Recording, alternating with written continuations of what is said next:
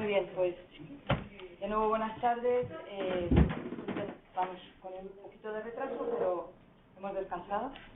Iván Heredia Cervantes, pues es también un profesor de Derecho Internacional Privado de la Universidad Autónoma de Madrid.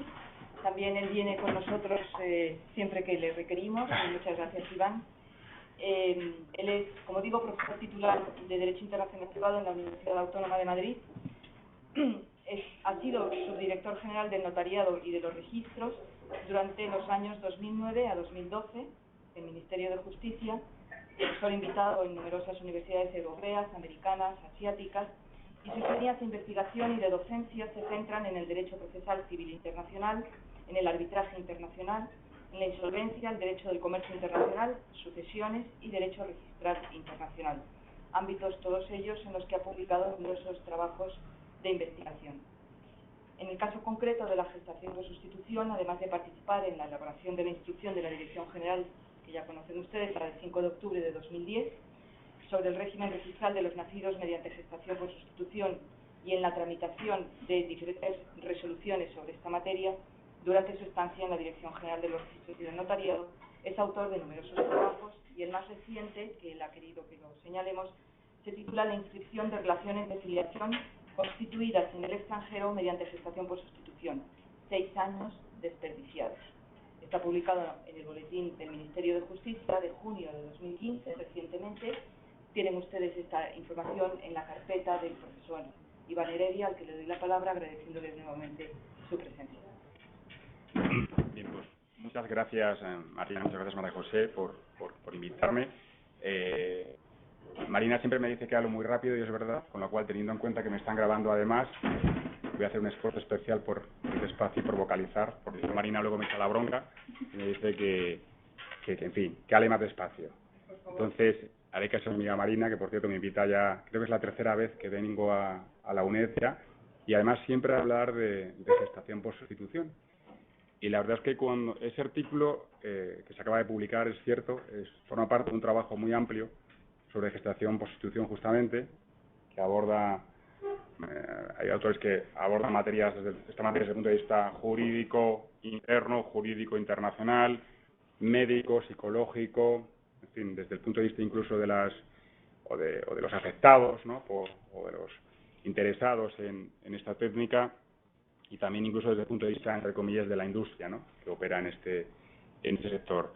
Y la verdad es que ese título de 6 años desperdiciados es absolutamente cierto. Yo llevo viniendo aquí ya 3 años y en lugar de avanzar vamos para atrás. Que no creo que se esté avanzando nada, al contrario, se está desavanzando, se está desandando el camino que se había hecho, y es cierto que gran parte de la responsabilidad está en el propio legislador. Nosotros, yo lo viví cuando estaba en la Dirección General.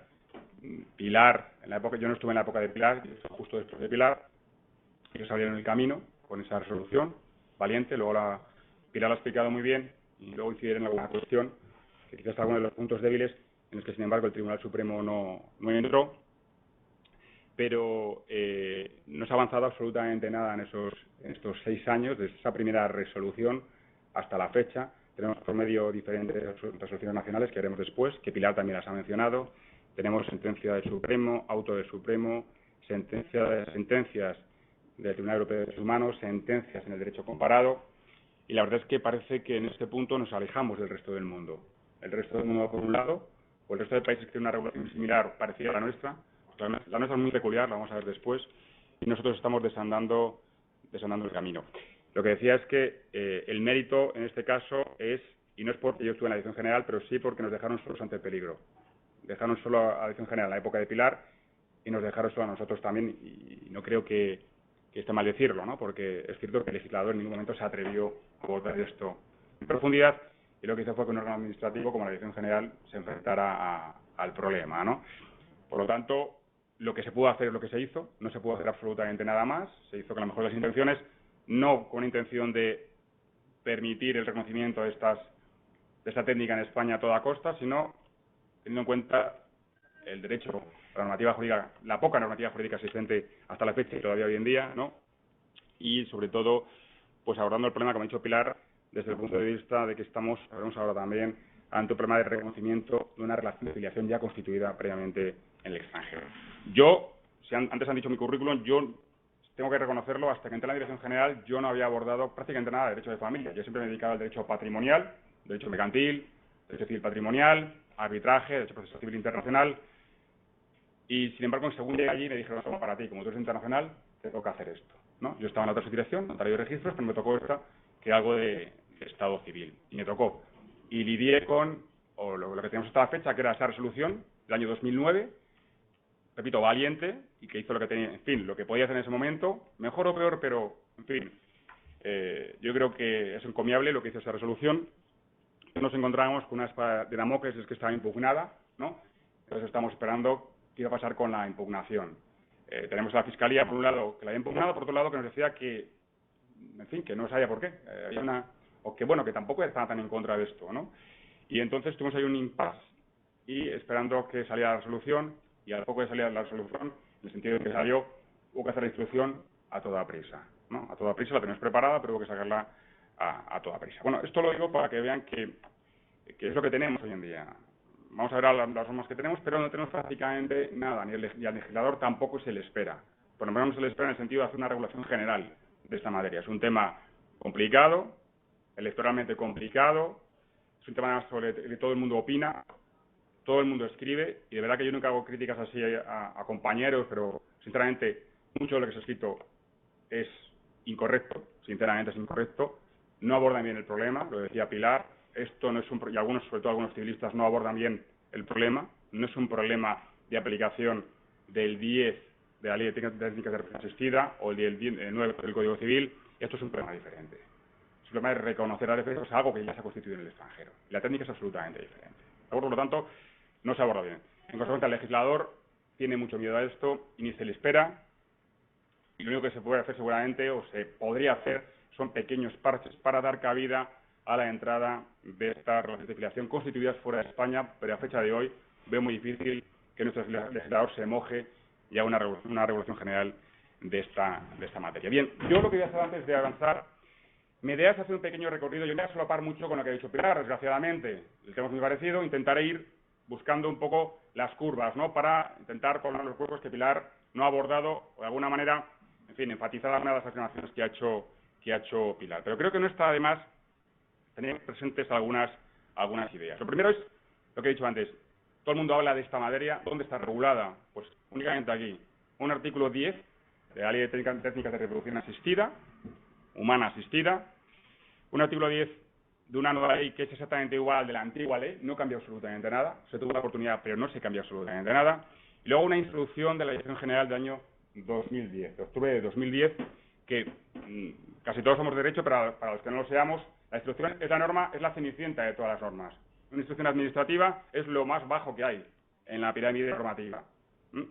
Es una norma que es únicamente para instruir a los inferiores, a los dependientes jerárquicos, en este caso a los empleados consulares y empleados del registro civil, absolutamente nada más, que no tiene ni siquiera eficacia erga omnes, y que es absolutamente coyuntural, se hace para una cuestión en un momento determinado. Esto es lo que tenemos, nada más. Lo digo también por cuando se ha criticado esta instrucción, a mi juicio incorrectamente, o casi siempre incorrectamente, la gente tampoco tiene en cuenta que esto no es una ley, no es una ley orgánica, es una instrucción que se hizo para lo que se hizo, para dirigir las pautas de funcionamiento de los empleados del registro civil y de los empleados consulares. El segundo punto que me gustaría abordar es algo que la gente afirma y lo dice tan tranquilo. La gestación por sustitución está prohibida en España. Y todo el mundo lo dice. Está prohibida en España. Estamos reconociendo algo que está prohibido en España. Y la pregunta es, ¿realmente es así? ¿Está prohibida en España la gestación por sustitución? ¿Nuestro legislador quería prohibir la gestación por sustitución? ¿O estamos ante una zona de penumbra en la que podemos decir muchas cosas, pero no en absoluto que está prohibida? Aquí tenemos el artículo 10, estamos en el artículo 10, ¿no? Todos lo conocemos, pero si quieren le echamos un ojo, si queréis. Yo creo que se ve bien, ¿no? Le echamos un vistazo, lo leemos, porque lo vamos a recapitular sobre él.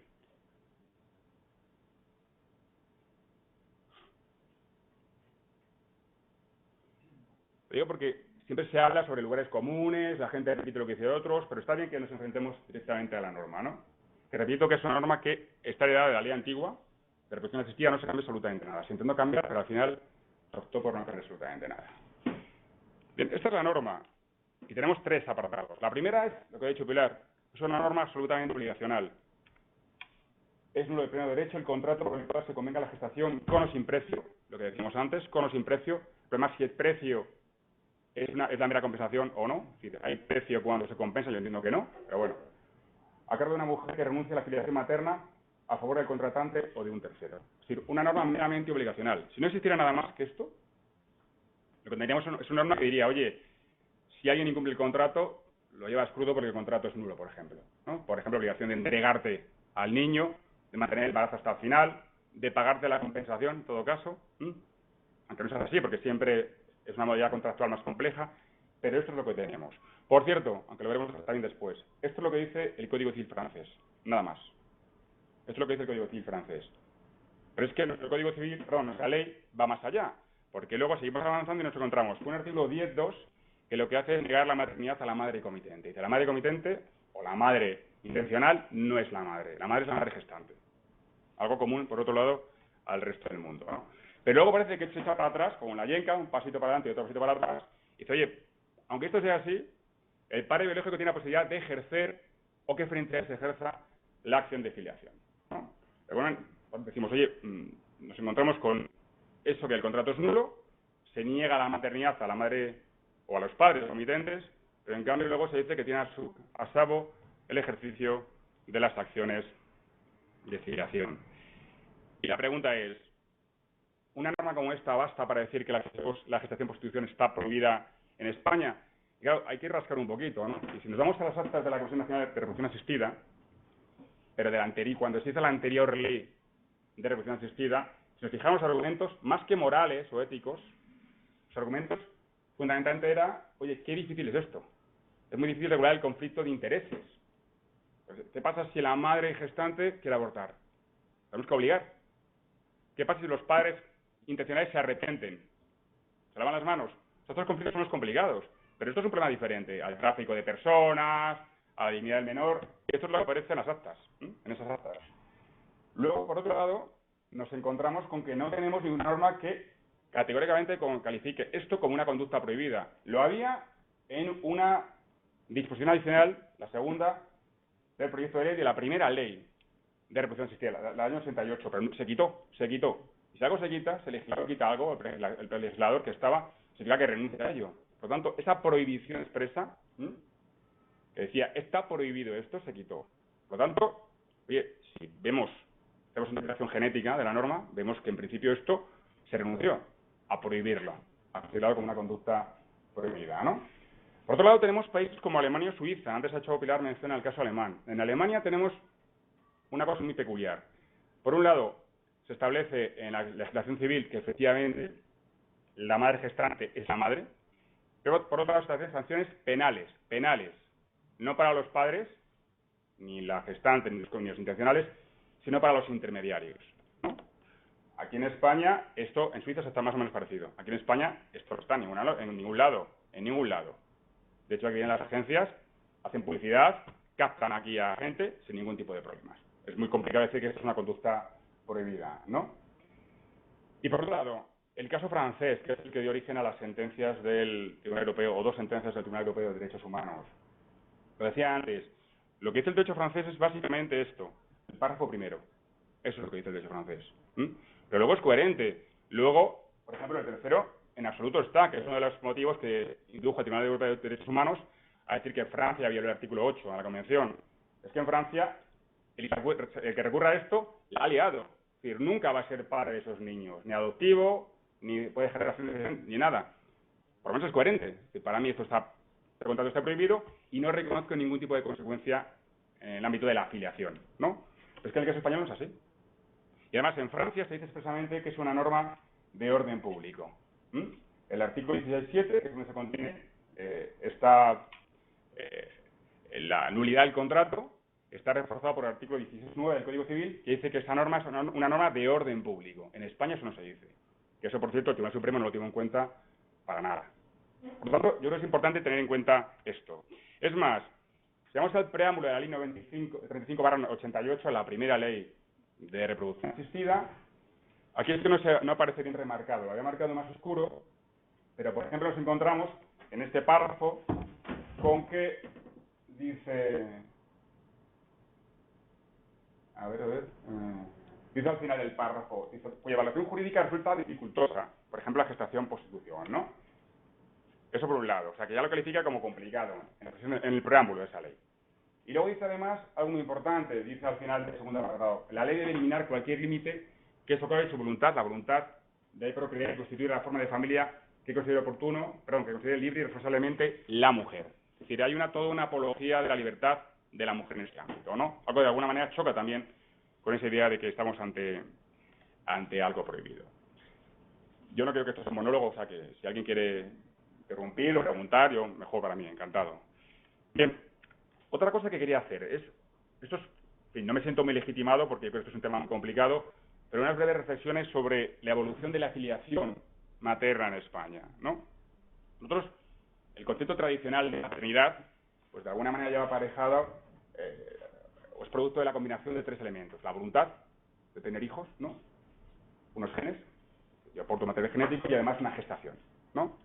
Ahora, ¿en qué pasa si falta alguno de estos componentes? Por ejemplo, ¿qué pasa si falta el componente genético? Oye, en España podemos recurrir, ¿no?, a técnicas de reproducción asistida que me permiten tener un hijo sin yo ser madre genética, ¿no? Pues padre genético de esos niños.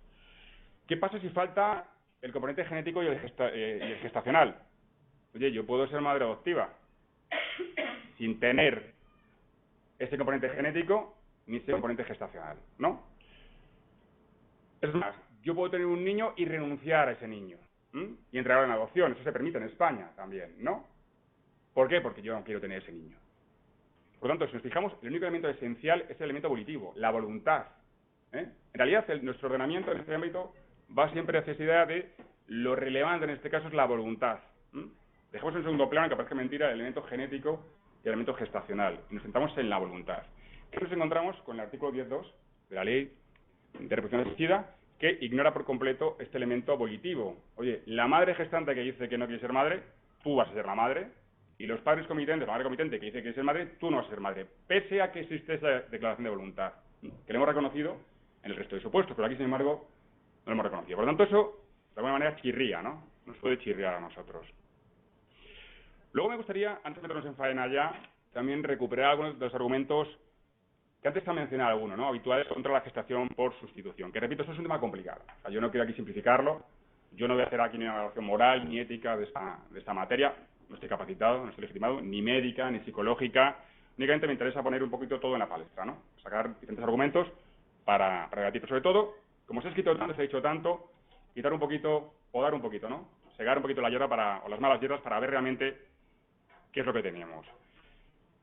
Se utilizan diferentes argumentos. Oye, esto significa, y lo dice el Supremo, una instrumentalización del cuerpo humano, ¿no?, una atentado contra la prohibición de disponer y de comerciar con el cuerpo humano. Y en definitiva, y esto lo dicen muchas mujeres también, una explotación de la mujer, del cuerpo de la mujer. Pero es cierto que esta instrumentalización se hace en otras ocasiones también.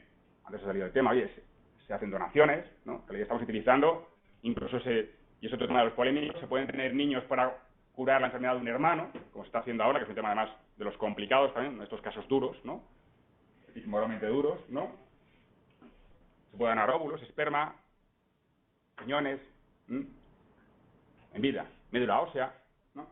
Por lo tanto, sinceramente, yo creo que aquí y antes ha salido el tema, lo que en realidad genera rechazo no es tanto esa instrumentalización como el hecho de que esté con precio, que es lo que, y ahí estoy de acuerdo, es el tema más complicado. Por eso decía que había que diferenciar entre la mera compensación y la remuneración. Es cierto que los límites son muy complicados. ¿Qué es compensación? 30.000 euros es compensación, 40.000 es remuneración, es muy complicado, ¿no? Pero esa es más o menos la idea. Esto no es fácil, pero ese sería uno de los problemas que tenemos. Oye, atentado contra la dignidad de la mujer, y antes también se veía, es que la mujer está prestando libre y voluntariamente consentimiento. En medida en que se garantice que esa mujer prestó su consentimiento libremente, y eso significa no solo que la mujer diga sí, sin que le ponga una pistola en la cabeza, significa que esa mujer no está en estado de necesidad, por ejemplo. Cuando está en la dirección general, tuvimos quejas de consulados y asociaciones de defensa de mujeres en las que nos hablaban, y esto lo sabe todo el mundo, de granjas de mujeres, ¿no?, en la India o en países en los que la situación económica es muy complicada. Y en realidad ahí sí que es cierto que esas mujeres dicen que sí, pero es que para ellas tener un hijo significa estar en estas granjas de mujeres en las que comen, las cuidan, etcétera, etcétera.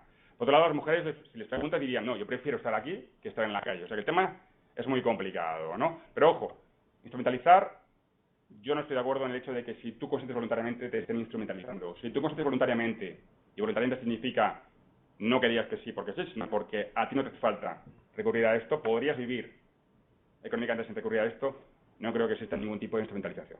Siempre que el consentimiento sea un consentimiento libre, sin coacción, etcétera, etcétera. Y el tercer actor, el niño, la dignidad del niño, que lo utiliza también el Supremo. Oye, el niño, no nos engañemos, ni es un bebé, en fin, ni ha nacido cuando se hace esto. Y aquí es lo que se está haciendo es que hay unas personas, una persona, quiero que quieres que alguien tenga un hijo para cuidarlo como hijo, para quererlo, para educarlo. Por tanto, ¿realmente aquí se viola la dignidad del niño? ¿Dónde está? O sea, aquí, yo lo veo muy difícil. No sé. En todo caso, se puede hablar de mercantilización de la madre gestante. Pero la dignidad del niño, como hace el Supremo, ¿de dónde está? La dignidad del niño es que a ti no te tengan en el limbo jurídico durante muchos años, ¿no? Pero, ¿qué es la dignidad del niño en este caso? Que el Supremo eso lo suelta, pero nos deja con la boca abierta. Bueno, pero dime lo que es la dignidad del niño. ¿Es que esté aquí 5 años, 7 años en una situación de incertidumbre jurídica tremenda? Seguramente no, ¿no? Por tanto, también debemos tener ese dato en cuenta. Y luego lo que también decía Pilar, que es muy importante, nosotros en España hasta ahora hemos tenido casos como los siguientes, por ejemplo. Nadie ha ido a una autoridad española para que le diga, oye, mira, hemos recurrido a esta técnica y va a encargar el registro civil y dice, oye, inscríbeme esto, aquí en Madrid, por ejemplo, ¿no? Eso no lo hemos tenido, por ejemplo. O nadie ha ido a un juez para decirle, oye, mira, que no cumple el contrato de ejecución por sustitución, la demando. Nadie ha hecho eso, ¿no? Eso en España no ha pasado. Lo que tenemos en España es supuestos que ha pasado esto fuera y queremos darle eficacia en España, ¿no? Son supuestos de reconocimiento de esas relaciones de filiación constituidas fuera de España. No de declaración en España de esas relaciones de filiación, sino de reconocimiento de algo que ya existe fuera. En este caso, las autoridades españolas se limitan a decir sí o no, levantar la barrera o no, nada más. No están creando nada. Están diciendo, reconozco en España, lo voy a crear en otro país, sí o no. Eso es lo que hemos hecho. Nada más. Tanto la Dirección General como los tribunales hasta la fecha. ¿De acuerdo? Por lo tanto, hay que diferenciar tutela declarativa. Es nuevo, las autoridades españolas, pues, determinan esa nueva relación de filiación, que eso es lo que nos ha hecho, y eso es lo que la gran confusión en muchos de nuestros autores, sobre todo al principio, y lo que no ha hecho el Supremo, esto lo hizo bien. Por otro lado, reconocimiento de esa relación de filiación constituida fuera de España. ¿De acuerdo? Y aquí es donde me voy a mover yo, donde se ha movido Pilar, y donde yo me voy a mover. Yo voy a contar qué es lo que se ha hecho hasta ahora. De alguna manera me voy a solapar con Pilar, que me ha pisado media intervención, eso es cierto, pero voy a intentar buscar los recovecos que ya he dejado un poquito abiertos. Yo no sé si tienen alguna duda, alguna cuestión hasta ahora, o lo dejamos para el final. Bueno, Pilar, ya lo he dicho, en la primera trinchera ante esto, o el primer, en fin, interlocutor que tuvieron en este caso los padres comitentes fue pues un órgano administrativo, que sí que tiene mucho prestigio, está muy mal dotado, por cierto, económicamente, como el Ministerio de Justicia, o sea que nuestros medios son muy limitados, pero eso al final que un órgano administrativo, puro y duro, órgano administrativo.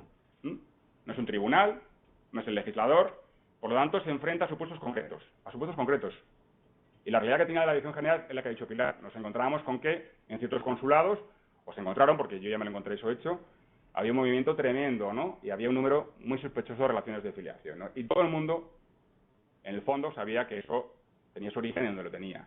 ¿Qué pasó? Pues claro, llegó en un momento al registro consular, allí en California, una pareja con una certificación matrimonial de nacimiento que decía padre Antonio, madre Manuel, decía nuestro cónsul, que todo el mundo sabe quién es.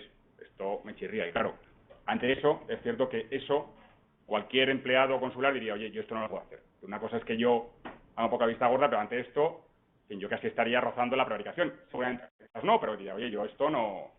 Y por lo tanto es lógico que se dijera que no. Es lógico. Es que yo, si soy un encargado del registro civil o un encargado consular, sin un respaldo de mi superior jerárquico, y con lo que había en esa fecha, el 10 de la ley de protección asistida, habría hecho seguramente lo mismo. No me arriesgo, y lo que se hizo, ¿no?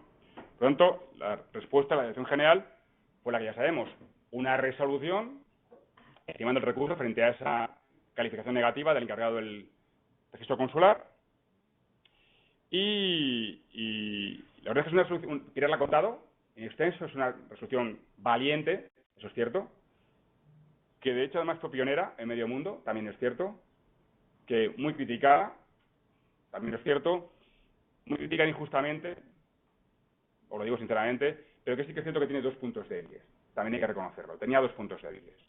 Primer punto débil, y no digo que esté mal, digo que seguramente a lo mejor se podría haber tomado otro camino, y seguramente en ese momento se hizo lo que se tenía que hacer. No estoy criticando en absoluto, precisamente es todo lo contrario, ¿eh? Porque el gran mérito de coger el toro por los cuernos se hizo con esta resolución, ¿no? Pero sí que había dos puntos débiles que, sin embargo, el Supremo no ha utilizado. Uno es que, oye, esta certificación, en este caso lo que hicieron los padres comitentes fue presentar la certificación registral. Pero todos lo sabéis, en California y en el resto de Estados Unidos lo que tenemos que hacer es, primero vamos al juez con nuestro contratito, nos homologa el contrato de ejecución por sustitución, él controla que no hay causación de la madre, que todo está bien, etcétera, etcétera, ¿no? Y después el juez lo que hace es ordenar que cuando nazcan los niños ya no aparezcan los nombres de los padres, de la madre gestante o de su marido, sino los de los padres comitentes, ¿no? Más o menos es así en casi todos los estados de Estados Unidos que reconocen la gestación por sustitución. Por tanto, tenemos dos momentos, la sentencia o la decisión judicial previa que homologa ese contrato de gestación por sustitución, que dice, a partir de ahora, cuando nazca el niño o los niños, los padres comitentes son los padres, o el padre, la madre, o el padre únicamente, y en absoluto ya va a aparecer el nombre de la madre gestante o en su caso del cónyuge. ¿De acuerdo? Lo que se hizo en este caso, se trajo la certificación registral, nada más, ¿no?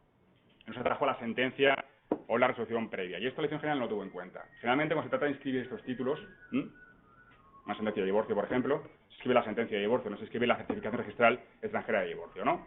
Pero esta es una crítica, yo creo que es un poco menor. Es una crítica que puede ser cierta, pero no es menor. A mi juicio, la crítica más importante a esta resolución, que repito, crítica desde ahora a toro pasado, es fácil hacerlo, evidentemente, ¿no? Pero bueno, si nos ponemos puristas, quizás la crítica más importante a esta resolución sea que, en fin, tenemos una norma que es el artículo 85 de la ley, del reglamento del registro civil, perdón, de la ley del registro civil, está mal puesto, de la ley del registro civil, que dice que exige que el registro extranjero preste garantías análogas al registro español. Y luego otra norma más importante todavía, que es el 23 del reglamento del registro civil, perdón, al revés, efectivamente, perdonad, que se me da la cabeza por un momento, de la ley, perdonad, 85 del reglamento, 23 de la ley, perdonad, ¿verdad?, que dice, por un lado, que la inscripción de las certificaciones registrales extranjeras está sometida a un doble requisito. Por un lado, que no haya duda de la realidad del hecho inscrito, y por otro lado, que no haya duda de su legalidad conforme a la ley española. Este segundo requisito es el orden público, aunque sería su legalidad, y esto dice el Supremo también, esto lo dice bien, no se trata de que sea legal en España, con todos los problemas que se plantea, sino que no viole el orden público español, que es algo diferente. Y el primer requisito es seguramente el más complicado. Oye, es que pasa una cosa. Si metes la certificación registral extranjera, en la que no se dice nada de que previamente había un vientre de alquiler, una ejercicio por sustitución, aquí en realidad este requisito de que no haya duda de la realidad del hecho inscrito cae al suelo. Aquí se está omitiendo información relevante y es que previamente había una gestación por sustitución, ¿no? Por tanto, ese requisito en la resolución no se tuvo en cuenta. Y repito, criticar a todo pasado es muy fácil, ¿eh? Yo no sé qué habéis hecho en ese momento, pero con el paso del tiempo, pues sí que se ve ese pequeño hándicap, ¿no? Por otro lado, además, el hecho de que aparezca la certificación como único título inscribible, también impide una cosa, al no saber quién es la madre gestante, oye, es imposible también reconocer algo o garantizar algo que es el derecho a conocer el origen biológico del niño, ¿no? Esto no lo conocemos. De hecho, esto fue una de las grandes luchas que tuvimos en la elección general una vez que ya empezamos a escribir resoluciones, relaciones de elección, sobre todo americanas, estadounidenses. La gran batalla también de los padres era, oye, que no aparezca ninguna mención en el registro de que esto tiene su origen en la gestación por sustitución. Nosotros decíamos que no. Eso sí que era imposible porque creíamos que pues tenemos todas estas normas, ¿no? La Convención de Derechos del Niño, una sentencia del Supremo, incluso la Ley de Adopción Internacional, que dejan bien claro que esto tiene que ser así o sí. De hecho, si hablamos de orden público, creo que esto posiblemente forme parte de nuestro orden público también. Por tanto, aquí entendíamos que esto es posiblemente otra de los grandes problemas, ¿no?, de esta resolución, o grandes pequeños problemas, que es eso de que no permite conocer el origen biológico del niño, el hecho de que presente una mera certificación registrada extranjera, ¿no? Dicho esto, repito, una resolución que a mi juicio hizo lo que tenía que hacer en ese momento, cogió el toro por los cuernos, que se puede criticar, la instrucción también es criticable, lo reconozco, ahora lo veremos, y eso que decimos nosotros, pero que tiene esas pequeñas fallas, que sin embargo el Supremo no aprovechó, porque lo habría tenido más fácil para decir que no. Lo que quería es no reconocer esta relación de filiación californiana, lo tenía mucho más fácil, luego lo veremos por qué. ¿De acuerdo? Llegamos a la instrucción. Esta resolución sabemos que tenía los días contados, está impugnada, o lo intuíamos. Hizo que la Fiscalía, hablábamos con ella, nos decía que, bueno, que se lavaban un poco las manos, ¿no? Pero lo intuíamos, ¿no?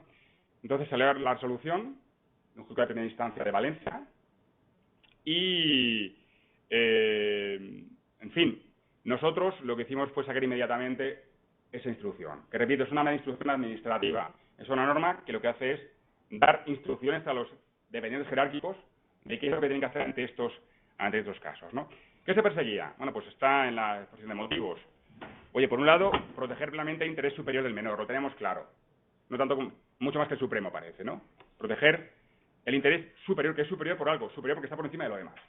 Estamos ante supuestos difíciles, entran en conflicto intereses jurídicos diferentes, por lo tanto, no se pondrían igual. El interés del menor es superior, está por encima. No es 1 más 1, 2.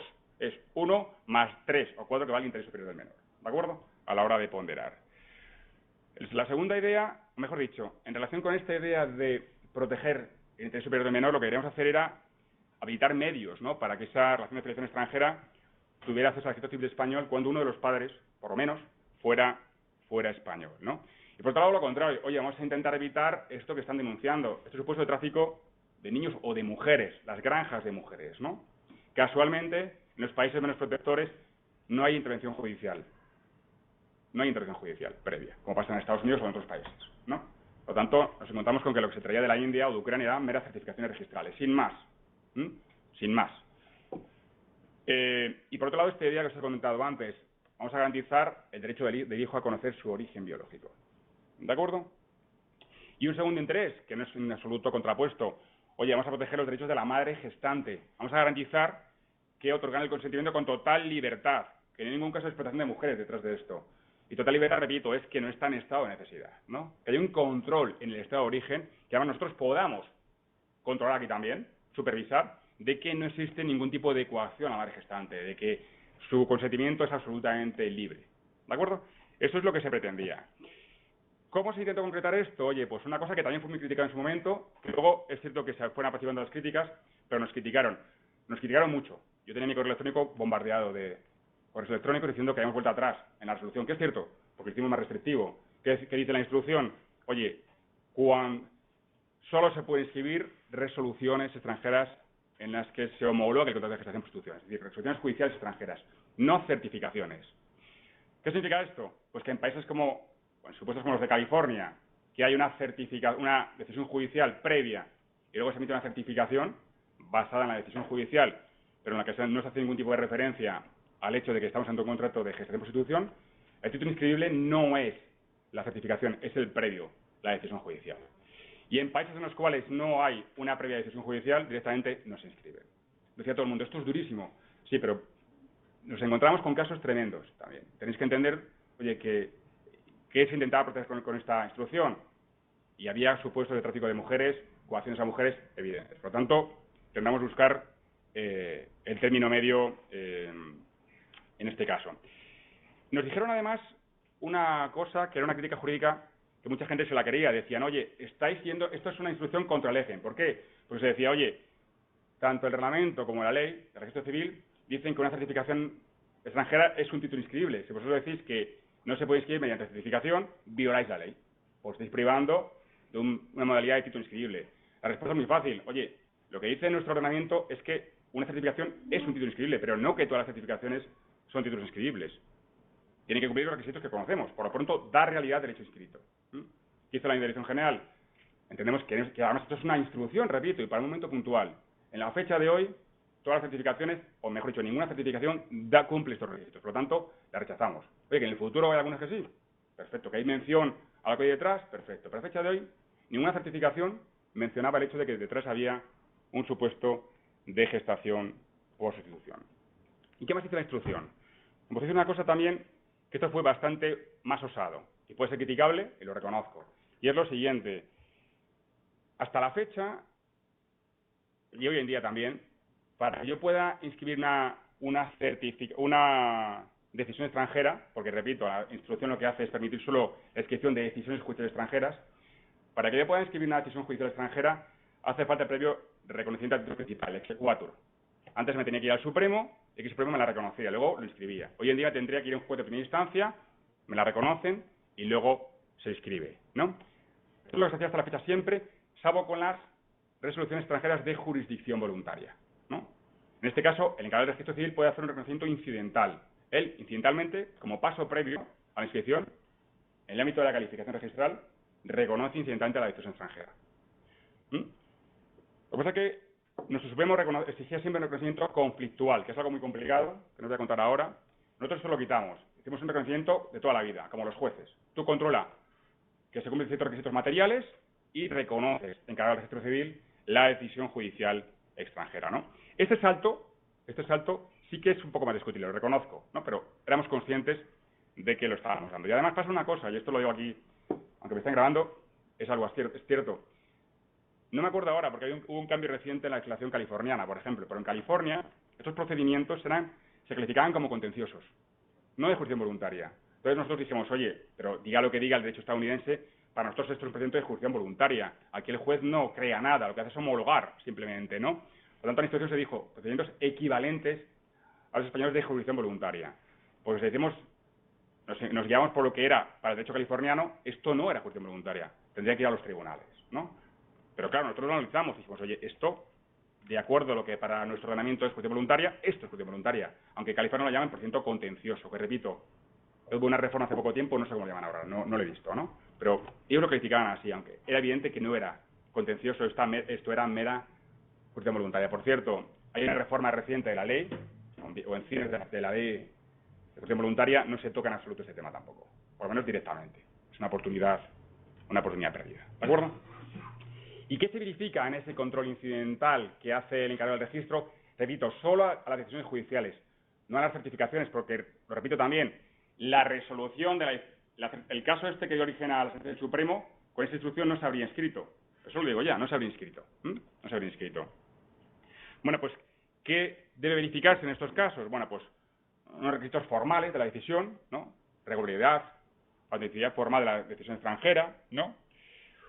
Otro criterio, oye, que el Tribunal de Origen hubiera basado su competencia en criterios equivalentes a los españoles de competencia judicial internacional. Es decir, que hubiera una proximidad razonable con los tribunales, en este caso, estadounidenses, ¿no? Aquí estábamos al límite. ¿Por qué casi todo el mundo se va a California? Mucha gente se va a California. Porque en California la condición que se exige es que la madre gestante tenga domicilio en California. Por lo menos antes era así. Se amplió. ¿A qué supuestos? Sí, a la residencia del gestante, residencia del padre o padre de continuación.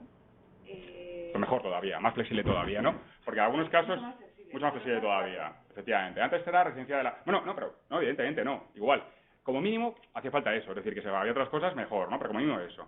En esos ordenamientos no hace falta que los padres tengan domicilio estable, por lo tanto, una vida allí durante un tiempo. California no. Por eso mucha gente, además de que está todo montado ya, se va a California, ¿no? Porque ese criterio de competencia es más flexible. Bueno, ahí seguramente estaríamos al límite, pero para nosotros hay una vinculación razonable, ¿eh? Existe una vinculación estrecha con California en este caso, ¿no? Luego, ¿qué más se debe verificar? Bueno, pues ya lo hemos dicho antes. Oye, que se verificaran los derechos procesales de las partes y en particular de la madre gestante, que ese procedimiento previo que origen a la decisión judicial californiana, en este caso, del país que sea, se respetaran los derechos procesales de la madre gestante. Además, otro requisito, que no hubo una violación del interés superior del menor, ni tampoco de la madre gestante.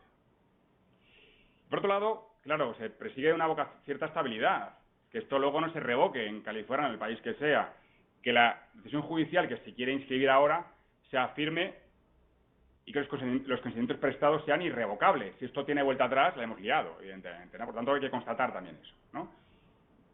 Si es una decisión judicial que sea firme y contenciosa, y si es de jurisdicción voluntaria, que sea definitiva, para que esto no tenga marcha atrás. Algo parecido a lo que sucede con la adopción. ¿De acuerdo? Esto es todo lo que hay que controlar. Si esto se verifica, la relación de filiación extranjera se inscribe. Por lo menos hasta ahora, es lo que hacía la Dirección General. ¿Qué pasa con esos tribunales? también he hecho mención Pilar a esto. Por sus tribunales, salvo toda la retahíla de casos que dieron origen a la sentencia del Supremo, fue la primera instancia de Valencia, Audiencia Provincial de Valencia y Supremo, y una sentencia de la Audiencia Provincial de Madrid, todo lo demás ha sido pro reconocimiento de estos supuestos. También los casos de la jurisdicción social. Nuestros tribunales de lo laboral no van a decir si inscriben o no una relación de jurisdicción extranjera, no es su cometido, pero lo que te dicen es, oye, tienes derecho a una prestación por maternidad, a un permiso por maternidad o por paternidad, ¿no? Y lo han venido haciendo sistemáticamente. Sistemáticamente. Y además aplicando los criterios de la instrucción de la Dirección General, sin ningún tipo de pudor. No sé si porque son tribunales tuitivos, y estos son como más sensibles, pero sin ningún tipo de pudor. Cataluña, Asturias, Madrid, hay más, lo han hecho sin ningún tipo de problema y reconocían estas prestaciones, por supuesto, y no se planteaban que aquí hubiera una violación del orden público, que paraban las madres o los padres comitentes con los padres naturales, ¿no? Con los padres gestantes o padres genéticos, sin ningún tipo de problemas. ¿Qué pasa con los tribunales civiles? Pues aquí hay un poco de todo. Tenemos un auto de un juez de primera instancia, una jueza de primera instancia de Pozuelo, del año 2012, 25 de junio de 2012, también de California, y aquí lo que se hace es, fijaos, ambos casos, este y el siguiente son, se va a un juez para que me haga el exequatur, me reconozca a título principal la decisión extranjera y luego se pretende la inscripción en el registro civil, que también se puede hacer, pero se puede haber hecho ante la Dirección General. Pero bueno, fueron a un juez, ¿no? Y una de calle y otra de arena. En Pozuelo, en primera instancia, le dijeron que sí, que lo reconocían, aunque os digo que el auto es muy flojito, lo que hace es copiar literalmente la instrucción, tal cual, corta y pega, y dice, en consecuencia, reconozco, sin más, tampoco hay que hacer eso, y a la inversa, la Audiencia Provincial de Madrid, en un supuesto que venía de Colorado, que pide el padre de dos niñas, dos gemelas en este caso, aquí, lo contrario, no reconoce, y el argumento es absolutamente formal. No lo reconozco porque viola el 10.1 de la ley de reproducción asistida, por lo tanto viola el orden público español, sin más, se quedan tranquilos. Más o menos lo que hace el Supremo también, en definitiva, ¿no? Entonces tenemos una de cal y una de arena. Y luego tenemos, como os digo, la saga, ¿no? La trilogía esta que dio origen a la sentencia del Supremo, ¿no? Primera instancia, Valencia, 2010, a poco tiempo, como podéis comprobar, se acabó la instrucción. Se recurre por los pares a la Audiencia Provincial de Valencia, 2011, no fue mal, un año y poco, bueno, lo normal, no fue demasiado rápido. Y luego Supremo, 6 de febrero de 2014. Si os fijáis, en febrero pasan muchas cosas de esto. Instrucción, resolución, sentencia del Supremo, marzo, ¿no? O sea, que no sé, en Alemania también, febrero, lo veremos ahora, no sé qué pasa con febrero, es más corto, pero se condensa todo lo relacionado con esta materia, ¿no? Entonces, Pilar explica ya muy bien la sentencia, pero vamos a centrarnos un poquitín más en algunas cuestiones de la sentencia del Supremo. No voy a ser tan exhaustivo como ella, pero creo que merece la pena. Por lo tanto, estamos todos de acuerdo que es una sentencia muy discutible. Tan discutible como que tiene un voto particular de 5 magistrados, 7 contra 5. Y tan discutible como que el ponente inicial tuvo que dejarlo porque estaba en la parte discrepante, en la parte minoritaria. O sea que hubo de todo, ¿no? Una sentencia que estuvo un año casi congelada, porque estaba ahí, no la conocíamos, que se estaba trabajando, pero estuvo ahí, bueno, no sé cuánto tiempo, pero estuvo bastante tiempo ahí en fin. Y es una sentencia, además, en fin, que es, bueno, pues, discutible.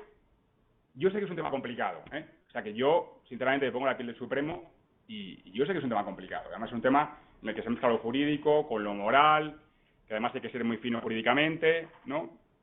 Entonces, mi crítica es meramente jurídica. Justo no voy más allá. No voy más allá. Obviamente, es una crítica jurídica, yo creo que todo el mundo lo hizo lo mejor que entendía, y repito, es un tema complicado, ¿no? Y yo creo que el problema no es el Supremo, el problema no es más de nuestro legislador, es que hay que ayudar a los jueces también, ¿no? Por lo tanto, el Supremo tiene libertad para hacerlo. Con lo que había en la mano, sinceramente, yo creo que es argumentable, decir en un sentido o en otro. Es argumentable, creo que es mucho más defendible la postura contraria a la que mantuvo el Supremo, pero oye, las cosas son así, tenemos un vacío normativo tremendo, ¿no? En fin, vamos a analizar brevemente lo que hizo el Supremo, de nuevo. El acierto del Supremo, lo primero que ha dicho Pilar también, ya que acierta, plantea el problema, a diferencia de muchos civilistas, y no es por centrar en los civilistas, pero es que los que han escrito sobre esto y criticando han sido sobre todo civilistas, un problema de reconocimiento de títulos extranjeros. Pero, en este caso, de una certificación registrada extranjera.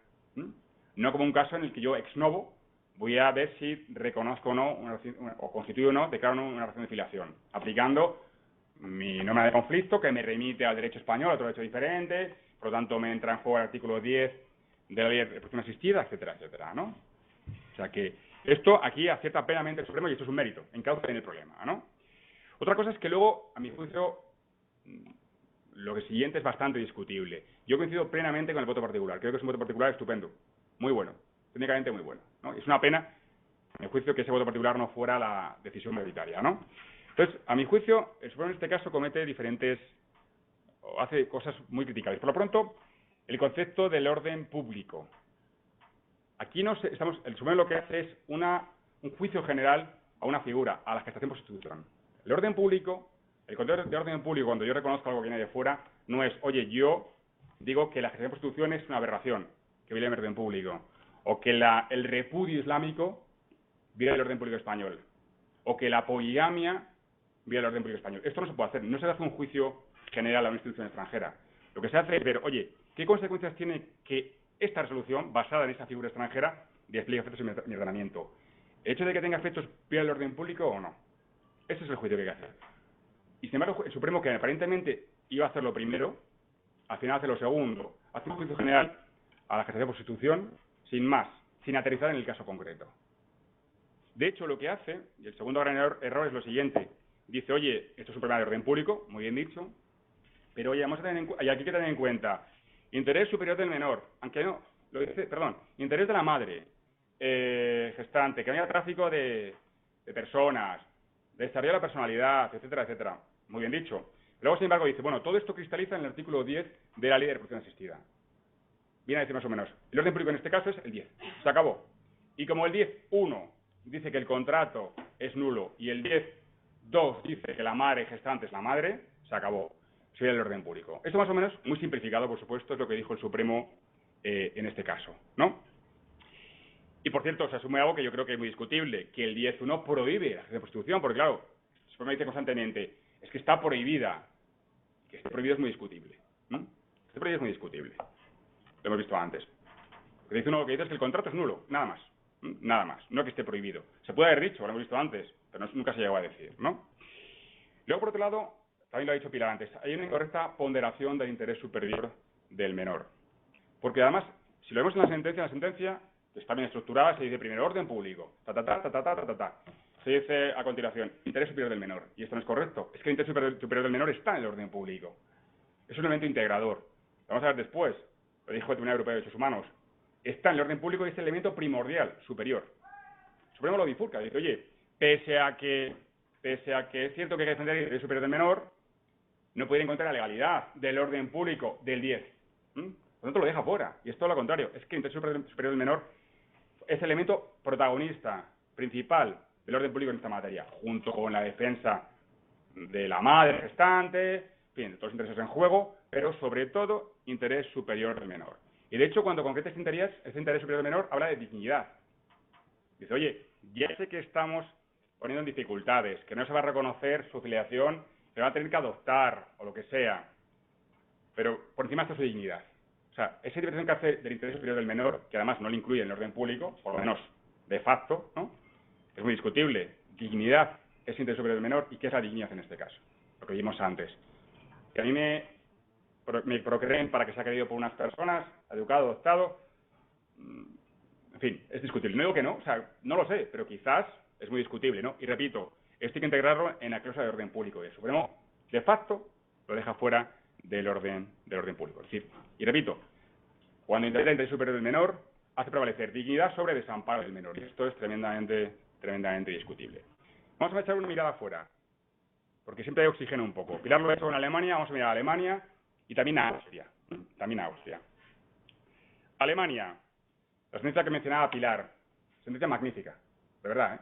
Yo no soy los que siempre alaba lo que viene de fuera, que si todo lo que viene de fuera es mejor, porque no siempre es así, pero sí que esta sentencia es una sentencia estupenda, muy trabajada, técnicamente muy depurada y además muy sensible, ¿no?, con los intereses en conflicto. La sentencia es más reciente, de diciembre de 2014, no sé por qué he dicho que era de febrero, no, es de diciembre de 2014, ¿no? Fijaos, repito, en Alemania la normativa dice lo siguiente: sanción penal, Código Penal, para intermediarios. En Alemania, en Alemania alguien empieza a hacer propaganda de esta técnica, lo más probable es que, en fin, le caiga encima todo el peso de la ley. A ver si lo encuentro. Por otro lado, algo parecido a lo que sucede en España. La madre gestante es la madre. Nada más. Algo parecido a lo que dice en nuestro artículo 10.2 de la Ley de Reproducción Asistida, ¿no? Pero claro, pese a esto, el Supremo alemán dice, pero no se olvida el orden público internacional alemán. Decimos, ¿cómo es esto posible? O sea, en España, que no tenemos una norma prohibitiva expresa, ni siquiera sanción penal, decimos que no. En un país de nuestro entorno jurídico, con una relación interna mucho más dura, nos dicen que aquí no hay violación del orden público, y en España sí la habría, ¿no? Y fijaos, y esto es muy importante, que a la gente le pasa desapercibido, hay una afirmación muy importante del Tribunal Supremo alemán. Dice que las normas materiales alemanas, las penales, las civiles, sobre filiación, tienen una función meramente preventiva. Están pensando, por supuesto, que aún no ha habido un niño, perdón por la expresión, no ha nacido un niño. No hay un niño en el mundo, ¿no? Son normas, dice el Supremo, preventivas, he hecho mal la traducción, preventivas, ¿no? Dice, claro, estas normas preventivas no funcionan ya cuando tenemos un niño en el mundo. Hay un interés superior, hay un interés adicional, un sujeto adicional, un tercero, el niño, ¿no? Con absoluta plenitud de derechos jurídicos, y hay que tenerlo en cuenta, ¿no? Y nos lo va a decir, al haber un niño, interés superior del menor. Elemento esencial para interpretar el orden público, lo que no hizo nuestro Tribunal Supremo. Y además, fijaos lo que dice el Supremo alemán. Oye, vamos a imaginar que no reconocemos esto. ¿Qué pasaría? Dice, bueno, en este caso, se ciña el caso, por supuesto, dice, uno de los padres es el padre genético. ¿Qué va a hacer en Alemania? Igual que en España. El padre genético, aunque tenga una sanción penal para los intermediarios, el padre genético puede ejercer la acción de filiación. Podría ser padre de ese niño. Y dice, oye, ¿qué pasaría con él? Y en este caso una pareja registrada homosexual. ¿Qué pasaría con el compañero del padre biológico? Dice, ningún problema. En Alemania tenemos las adopciones sucesivas. Es decir, el marido o la pareja del padre adoptivo puede a su vez adoptar al que adoptó su compañero, ¿no? Su marido. Por lo tanto, oye, ¿qué pasaría si no permitimos esto? Si vamos por la vía lenta, lo que decía el Supremo español, pues que llegamos más o menos al mismo resultado. ¿Para qué vamos a someter al niño y a la familia a esta situación de incertidumbre cuando al final se llega a un resultado parecido? El Supremo decía eso, en realidad. El Supremo decía, oye, yo no digo que en absoluto el padre biológico puede ejercer el padre, por ejemplo, o que puede recurrir a la adopción, pero hazlo. Ejerce una acción de filiación, recurre a la adopción. Es decir, estaban diciéndole, no te reconozco esto, pero vete haz la curva, y entonces llega este resultado por unos medios mucho más lentos y costosos, ¿no? El Supremo alemán es mucho más pragmático. Como al final lo vas a hacer, se puede hacer. Entonces, ¿para qué te tener aquí 4 o 5 años parándotelo? Te reconozco esa relación de filiación extranjera. No sé si me he expresado bien, si he hecho... Es lo que más o menos, repito, muy simplificado, por supuesto, y por no solaparme con lo que ha dicho Pilar, es más o menos la argumentación básica del Supremo alemán. Austria. Pues 2 sentencias que han pasado un poquito desapercibidas también del Tribunal Constitucional austriaco, de 14 de diciembre de 2011 y de 11 de octubre de 2012. En Austria no tenemos una norma prohibitiva expresa, ni una sanción penal como en Alemania, pero, por ejemplo, tenemos en la ley de reproducción asistida cosas como que la madre gestante es la madre, por ejemplo, ¿no? Y además, de alguna manera, unos reproches también a la gestación por sustitución en la ley de reproducción asistida austriaca. Esto no impide al Tribunal Constitucional austriaco decir varias cosas. Uno, esta ley de reproducción asistida no integra en absoluto el orden público austriaco, no lo integra. En segundo lugar, esta norma no tutela derechos fundamentales, y la consecuencia es evidente. Esta ley de reproducción asistida no tiene rango constitucional, en absoluto. ¿De acuerdo? Muy diferente a lo que decía nuestro Tribunal Supremo, basándose en nuestra ley de reproducción asistida. ¿De acuerdo? Por lo tanto, fijaos que la mirada afuera, pues, oye, nos chirría esto un poco, ¿no? Sobre todo el caso alemán. Yo creo que es el caso que más chirría por el contraste con lo que ha dicho nuestro Tribunal Supremo. Vamos a Estrasburgo, que también ha mencionado Pilar las sentencias. Fijaos, siempre se suele hablar de las sentencias menos ni la base, pero hay una sentencia que es muy importante, es el asunto Wagner contra Luxemburgo, ¿no? Que yo creo que el Supremo lo tuvo que tener en cuenta también en su momento, y no lo tuvo en cuenta, porque la sentencia del Supremo es previa a las sentencias de Estrasburgo. Fijaos, este caso en realidad no es un caso de vientre de alquiler o gestación por sustitución, es un caso de reconocimiento de Luxemburgo de una adopción plena constituida en Perú, ¿no?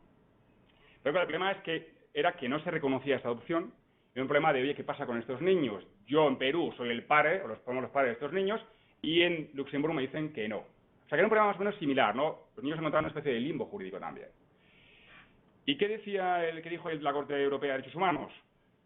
Dice, fue al artículo 8 ya, al derecho a la vida familiar, y dice, oye, un estatuto jurídico creado en el extranjero en principio debe reconocerse. Y muy importante, la alegación del orden público no es suficiente, ¿no?, para impedir el reconocimiento transfronterizo de esta relación constituida en el extranjero. También simplificando mucho esa sentencia, pero es una sentencia muy importante, posibilidad de continuidad transfronteriza, ¿de acuerdo?, de una relación de filiación constituida en otro Estado, en este caso adoptiva, no derivada de la Constitución, pero la argumentación puede ser muy similar. Llegamos a las sentencias Menesson y La Base, casos muy parecidos también, de inscripción en el registro civil francés, del nacimiento de menores en California y en Minnesota. Son de estados diferentes, pero eran muy parecidos de facto en los hechos, y tanto la jurisprudencia francesa como el Tribunal Europeo de Derechos Humanos los unificaron, ¿no? Ya sabemos lo que pasó. Las autoridades francesas invocaron la norma del Código Civil, artículo 16.7 del Código Civil francés, con la particularidad de que es de orden público, expresamente dicho en el derecho francés, algo que en España no se dice en absoluto, y además con la particularidad también de que en Francia no tenemos un 10.3 de nuestra ley de representación asistida. Si tú vas a esta técnica, no vas a ser el padre nunca de esos niños. Te olvídate de ellos. ¿De acuerdo? La sanción es muy dura, en este caso, pero es coherente con lo primero, ¿no? Con el hecho de que los contratos sean nulos. El Tribunal Europeo se basó en el artículo 8 del Convenio Europeo de Derechos Humanos, que también os lo he puesto ahí porque todo el mundo habla de él. Si queréis le echamos un ojo también, un vistazo, vemos qué es lo que dice y ahora analizamos lo que dijo el Tribunal Europeo de Derechos Humanos. Este artículo tiene una doble vertiente. Antes lo ha contado Pilar, el derecho a la vida privada y a la vida familiar, que parece algo igual, pero es diferente. Luego lo veremos.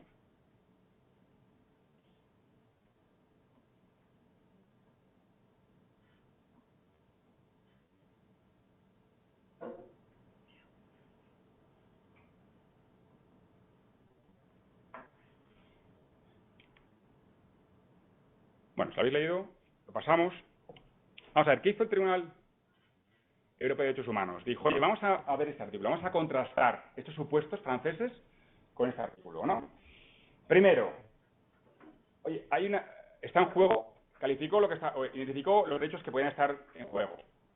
Artículo 8, derecho a la vida privada y familiar. Y esto lo toma ya la sentencia anterior que hemos visto de la adopción, ¿no? Esto no es ninguna novedad. Segundo, dice, oye, en principio no puede haber una injerencia de autoridad pública en esos derechos, salvo que se cumplan ciertos requisitos, ¿no? Esto fue lo que hizo el Tribunal de Derechos Humanos. Lo primero, dice, vamos a ver lo primero.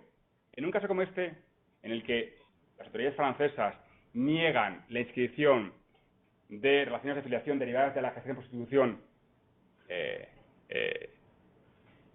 generada en Estados Unidos, California, Minnesota, el hecho de no inscribir estas certificaciones californianas o de Minnesota supone una injerencia en la vida privada y familiar.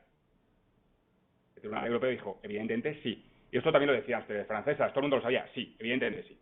El problema no estaba en si había injerencia, no, evidentemente sí hay injerencia. Esto está claro, ¿no? Está metiendo algo que afecta al derecho a la vida privada y familiar de las personas, ¿no? ¿Algún problema con...? No, en principio solo una imagen. Sí. Vale. Si quieres parar un poco mientras... No, sí, así es. Sí. El segundo problema es... El segundo test es importante también, porque fijaos, dice que la injerencia, dice el artículo 8.2, tiene que estar prevista por la ley. Ley en sentido amplio. Vamos a ver lo que es ley, ¿no? Lo veremos luego cuando veamos nuestro auto del Tribunal Supremo. Simplemente lo dejo ahora. Es una injerencia prevista por la ley, por el ordenamiento jurídico, aunque luego veremos que esto hay que acotarlo. Y dijo, sí, en el Código Civil francés se dice que este contrato es nulo. Por otro lado, se dice que es una norma de orden público, las atribuye a la madre gestante la maternidad. Por otro lado tenemos, y esto es muy importante, sentencias previas francesas, que eran exactamente que en lo que no estaba en juego como a título principal esta cuestión, pero se habían enfrentado ya a la gestación por sustitución. Y han dejado clara la posición francesa en esta materia. No vamos a reconocer nada sobre esto. Es decir, que es cierto que los padres coherentes franceses sabían más o menos ¿Qué pasaba en Francia? Porque había una norma que decía que era de orden público, una regla sobre filiación y, sobre todo, una jurisprudencia ya y una práctica administrativa consolidada que negaba sistemáticamente cualquier tipo de eficacia a estas relaciones de filiación. Lo había ya. Dijo, bueno, pues ante esto, cabe entender que es una injerencia prevista por la ley. Segundo test, la respuesta es sí. Es una injerencia prevista por la ley. Estamos viendo el test para justificar si esa injerencia es legítima o no. Primero, que esté prevista en la ley, sí. Segundo test, ¿es una injerencia que persigue algunos de los fines legítimos contemplados en el artículo 8.2? Los fines legítimos son esos.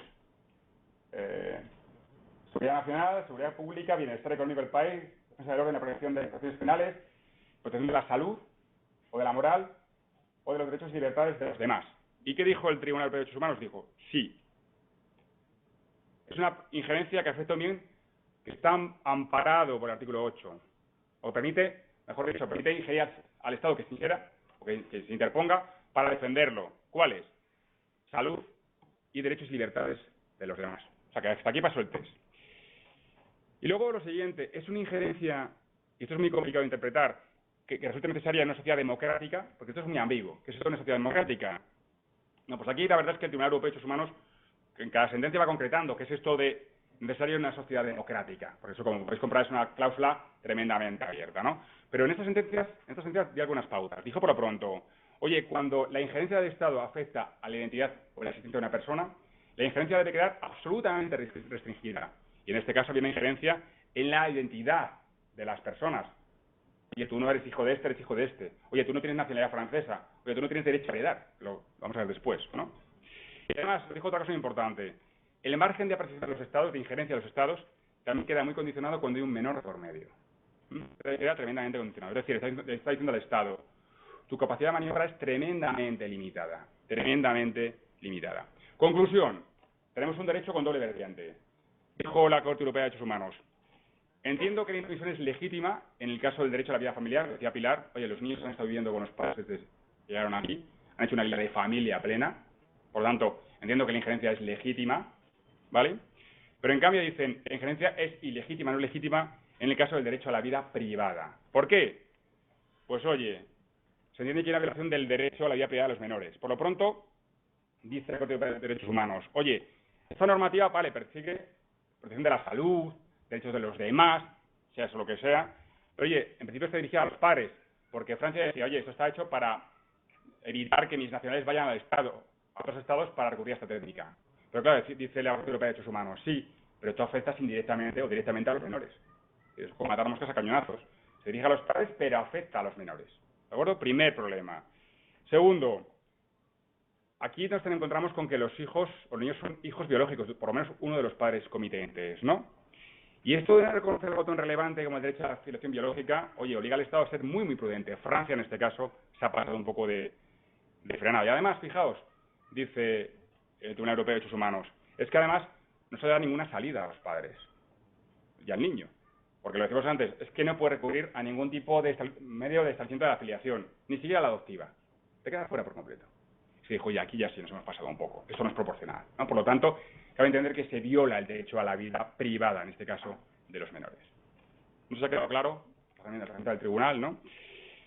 Paradiso, también lo ha dicho Pilar, no es exactamente igual. En Paradiso es un caso de gestación de prostitución en Rusia, ¿no?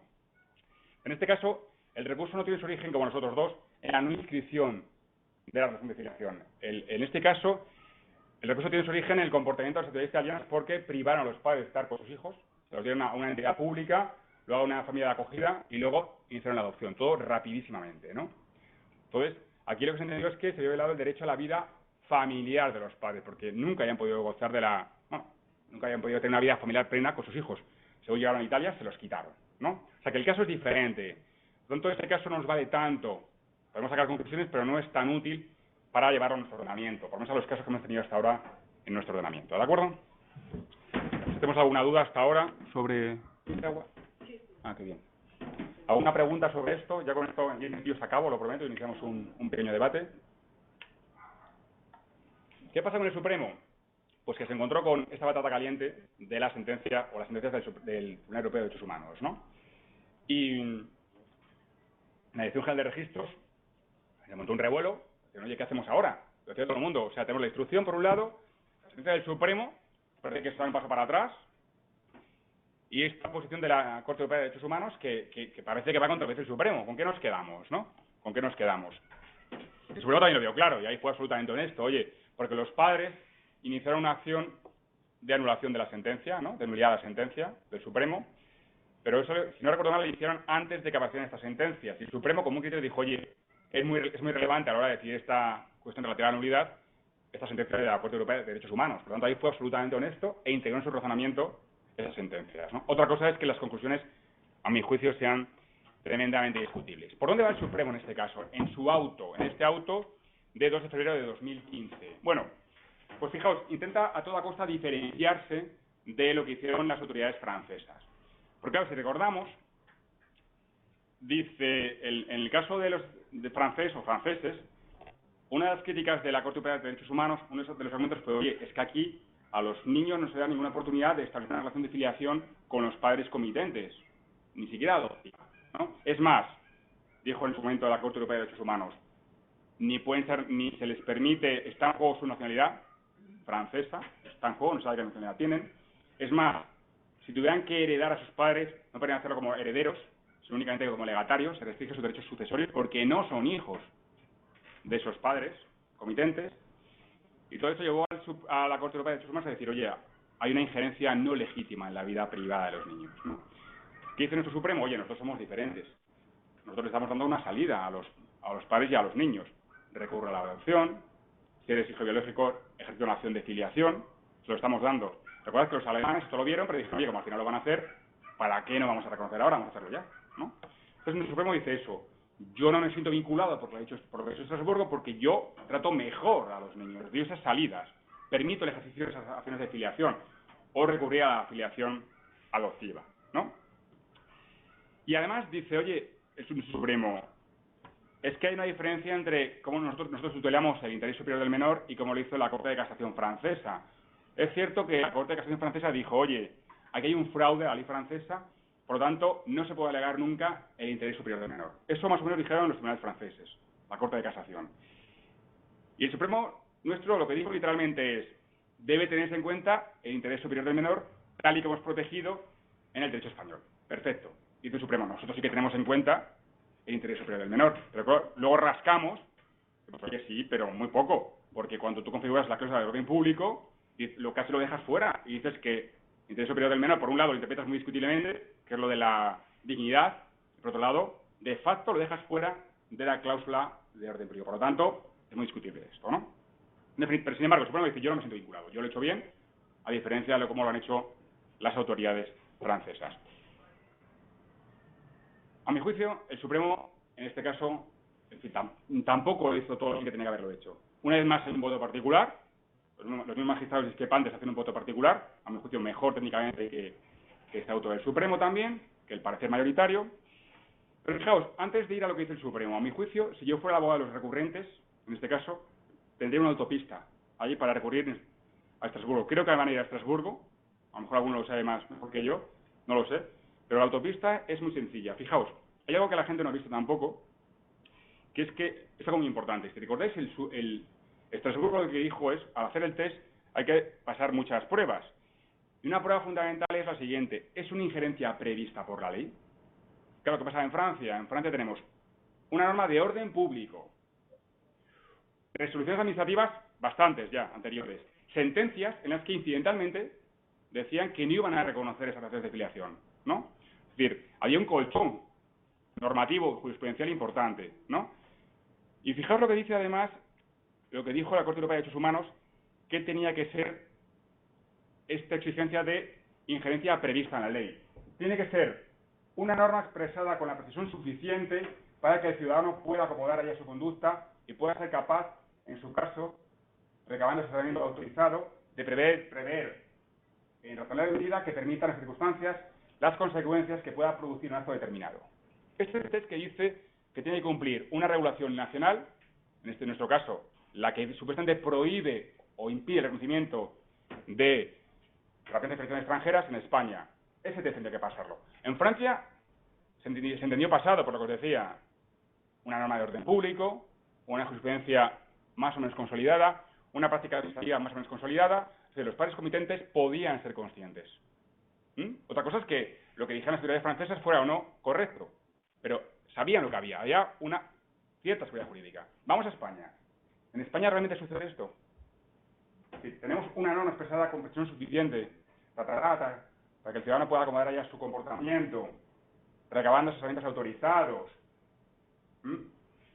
Puede ser consciente de las consecuencias que puede producir su acto. Vamos a recapitular. Norma meramente obligacional. Acudo a antecedentes normativos si veo que se quitó esa prohibición que está inicialmente prevista. 10.3, que me permite ejercer acción de filiación, por lo tanto, no me castiga tanto, no es tan duro conmigo, porque me permite, aunque sea parte comitente, ejercer la acción de filiación, ¿no? Práctica administrativa de la Dirección General, que dice lo contrario que el Supremo. Práctica jurisprudencial laboral, siempre, nadie ponía ningún problema a esto. Juzgado de Pozuelo, ningún problema, tampoco, ¿no? O sea que en realidad esto es una mera entelequia. En absoluto nos encontramos con una injerencia prevista por la ley, en el sentido en que interpreta ley el Tribunal Europeo de Derechos Humanos. Yo, si fuera el recurrente, iría por aquí. No tendría ninguna duda. No tendría ninguna duda. Esto no lo ha dicho, nuestro Supremo no se lo planteó, se tendría que haber planteado, no se lo planteó, pero por aquí yo veo el motivo principal del recurso en Estrasburgo. ¿De acuerdo? Y por otro lado, ay, perdona. ¿Es una injerencia justificada? A mi juicio tampoco. Por lo que os decía antes, es que nuestro Supremo en absoluto integra correctamente el interés superior del menor. Pero Estrasburgo es muy claro. Forma parte del orden público, es la parte primordial del orden público. Nosotros prácticamente lo dejamos fuera. Pues oye, el orden público es el 10, lo que sea eso del 10. Supuestamente está prohibido esto en España. Y oiga, el interés superior del menor no puede modificar el derecho positivo. Lo que decía Pilar, ese positivismo jurídico, ¿no? O sea que también habría una injerencia, a mi juicio, legítima. Pero por supuesto, lo primero, a mi juicio meridiano, no está esta injerencia prevista por la ley en el sentido que establece Estrasburgo. Y para acabar, ¿y ahora qué? ¿Y ahora qué? ¿Y ahora qué? ¿Sigue vigente la instrucción? ¿No sigue vigente? La Dirección General dice que sí. Dice que sí. Yo tengo mis dudas. Pero creo que sí, pero tengo mis dudas. Lo decía antes, la instrucción, la Dirección General lo que dice es que únicamente se reconocen decisiones extranjeras, se escriben decisiones extranjeras.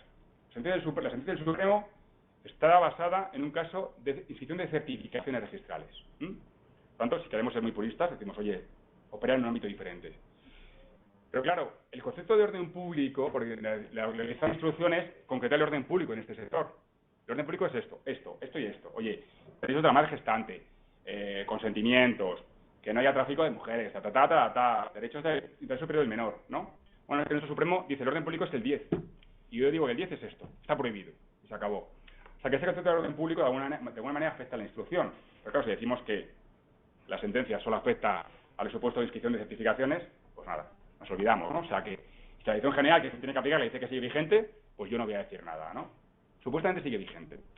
¿Qué se ha querido hacer? ¿O qué se puede hacer a esta fecha, en el futuro? Bueno, tenemos una ley del registro civil de 2011 que nos dejamos las notas haciéndola en su momento. Casi me cuesta el divorcio, por cierto. Pero bueno, y entonces, claro, para mí es algo visceral. Cuando veo que no entra en vigor, es que me pongo amarillo. Y sobre todo cuando veo que no entra en vigor por motivos extrajurídicos, me pongo todavía más amarillo, ¿no? Pero esa ley, que todo el mundo dice que no tiene nada pensado para este supuesto, tiene algo. Se metió un artículo que, aunque no se diga expresamente, está pensando en estos supuestos. Lo que hace es recoger la instrucción. Se dice en el artículo 98 de la ley, habla de la inscripción de certificaciones de registros extranjeras, ¿no? Y lo que dice este artículo es que cuando la certificación tenga su origen en una previa decisión judicial, el título inscribible es la decisión judicial, no la certificación. Es lo que hace la instrucción. O sea que cuando hicimos esta norma, se estaba pensando expresamente, además, por supuesto, pero en este. Era el caso que se tenía delante. Es así de claro, porque estamos influidos por este supuesto, ¿no? O sea que sí que tiene sería esta idea, ¿no? ¿Qué se ha intentado hacer? Bueno, ha habido una propuesta de enmienda y además impulsada yo creo que por asociaciones de pares, no sé si de alquiler o, en fin, comitentes, que se trataba de hacer una enmienda al artículo 44, una enmienda al un nuevo apartado séptimo, ¿no? Se ha retirado hace pocos días. A mí me decían, oye, esto es malísimo, yo estoy encantado de que se haya retirado. Para mí era una enmienda muy desafortunada, tremendamente desafortunada. O sea, complicaba todo mucho más, porque vamos a leerlo, si queréis, echad un ojo a la enmienda, fríamente, porque se dice, esto recoge la instrucción, en absoluto recoge la instrucción. En absoluto recoge. echar un ojo si queréis y ahora lo comentamos también. No, pero es que lo que ocurre es que el Ministerio de Justicia había aceptado con la asociación otra enmienda. Pero claro, es que me he equivocado, perdonad, sí, es verdad. Esta es la presentación del año pasado que la he aprovechado, lo tengo que reconocer. La que habéis pactado era... No, pero es la última, es la última vuestra, que es la instrucción tal cual. Pero esta estaba ya en su momento, y esta fue también instancia... Luego esta fue la primera, efectivamente. Esta fue la primera y la segunda recoge la instrucción, efectivamente, que es la más reciente, hace unas muy poquitas semanas. Pero esta, afortunadamente, se retiró también, porque la que habéis propuesto es de hace muy poco tiempo, es de hace unas semanas escasamente, ¿no? Me parece. No, estaba pactada desde... al poco de la sentencia del Tribunal Europeo de Derechos Humanos. Ah, bueno, agosto, septiembre, efectivamente, pero no antes. Esta es la que había pactado en su momento. Pues mira, si la puedes leer, porque así jugamos con las dos, mejor, porque yo no sé cuál le gusta aquí al final. La segunda lo que hace es recoger literalmente la instrucción. Lo que pasa es que lo que no recuerdo es si el encabezamiento era igual que este o no. Que es esa referencia en los casos de nacimiento fuera de España. Decía eso, efectivamente. Es que el problema sigue estando ahí. El problema sigue estando ahí. Porque claro, que es el gran problema que también tiene la segunda, que por eso, como en la cabeza igual, he metido la antigua en vez de la nueva. Fijaos, leed el encabezamiento de esto. En los casos de nacimiento fuera de España, cuyo régimen de filiación esté sujeto a la legislación extranjera, voy a ponerlo en grande,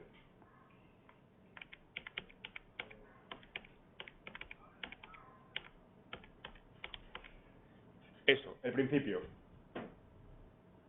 Si nosotros vemos esto, nacimiento fuera de España, cuyo régimen de filiación esté sujeto a la legislación extranjera, vosotros quedáis todos fuera. O sea, nosotros quedamos todos fuera de esa regulación. Porque nacimiento fuera de España, sujeto a la legislación extranjera, vamos a ver, la ley aplicada a la filiación es la ley del menor, pero la ley del menor la de él ser hijo de español. Es decir, si el menor no es hijo de ningún español, se aplica ese supuesto. Por lo tanto, ese supuesto se ha pensado para supuestos en los que nazca fuera de España y además ningún padre sea español. Ninguno de los padres comitentes sea español. Entonces sí, se dice, será esto, filiación materna de madre gestante, ¿de acuerdo? En cualquier otro caso, será necesario que haya sido declarada una resolución judicial en España, Es decir, con esta redacción, lo que hacéis era prácticamente cerrar el acceso a vuestro caso. Que hay una aplicación prácticamente marginal de la normativa española. ¿De acuerdo? Por lo tanto, yo creo que es correcto. Si tenéis encabezamiento, que se haya retirado. Esta restricción tan radical, ¿no? Si queréis lo vemos ahora, si lo encontráis, vemos ahora la última, ¿no? ¿Cuál es la solución a mi juicio más sencilla? Bueno, tenemos dos posibilidades. O la vía más lenta, que es la meter en la ley del registro civil, que no sabemos cuándo va a entrar en vigor, se sigue ampliando la vacatio legis, o tenemos una ley que parece que va a salir, que es la ley de cooperación jurídica internacional, ¿no? En cualquier caso, o bien en el artículo 96 de la nueva ley del registro civil, o bien en la ley de cooperación jurídica internacional, a mi juicio bastaría como antes meter una norma que dijera que el mero hecho de que la filiación constituida en el extranjero tiene su origen en un supuesto de ejecución por sustitución, no vulnera el orden público español. Sí, porque lo que ha hecho el Supremo es prácticamente decir, por el hecho de que la afiliación tenga su origen en un supuesto de ejecución por sustitución, esto viola el orden público español. Sin más, vamos a rascar nada más, ¿no? Entonces, si metemos algo como esto, oye, no se puede decir en absoluto que nunca puede violarse el orden público español. Oye, puede haber coacción a la madre, puede haber un tráfico de personas, etcétera, etcétera. Pero por el mero hecho de que estemos ante un supuesto de naturaleza, eso no viola el orden público español. Esto unido a la instrucción de la Dirección General, si sigue vigente, yo creo sinceramente que soluciona todo el problema. ¿Tenéis la última enmienda? Porque esta se retiró al final ya también. Vosotros que tenéis un contacto directo con el actual equipo, se retiró también, ¿no? Claro, esta se supone que era la enmienda que iban a introducir. ¿La puedes leer un momentito también? Sí, pero no es esta. Me interesa sobre todo el encabezamiento, es decir, esa restricción de supuestos, ¿sabes?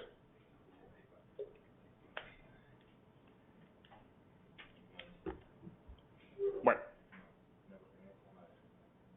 En cualquier caso, yo creo sinceramente que con decir expresamente que no, el hecho de recurrir a esta técnica no supone per se una violación del orden público español, lo tenemos todo solucionado. Esto, junto con la instrucción, desneutraliza lo que es el Supremo, sin más, y el problema está solucionado. No hace falta que nos metamos en complicaciones adicionales, porque podemos complicarlo todo bastante más. Por supuesto, está todo solucionado, en fin, es un parche. La solución ideal sería regular esto en España, evidentemente, ¿no? Porque no me refiero al hecho de dar continuidad a la práctica vigente hasta la sentencia del Supremo, ¿no? Bien, yo con esto acabo y perdón por haber sido demasiado largo, ¿no? Y bueno, muchas gracias. Si queréis las preguntas que queréis hacerme, encantado de contestaros.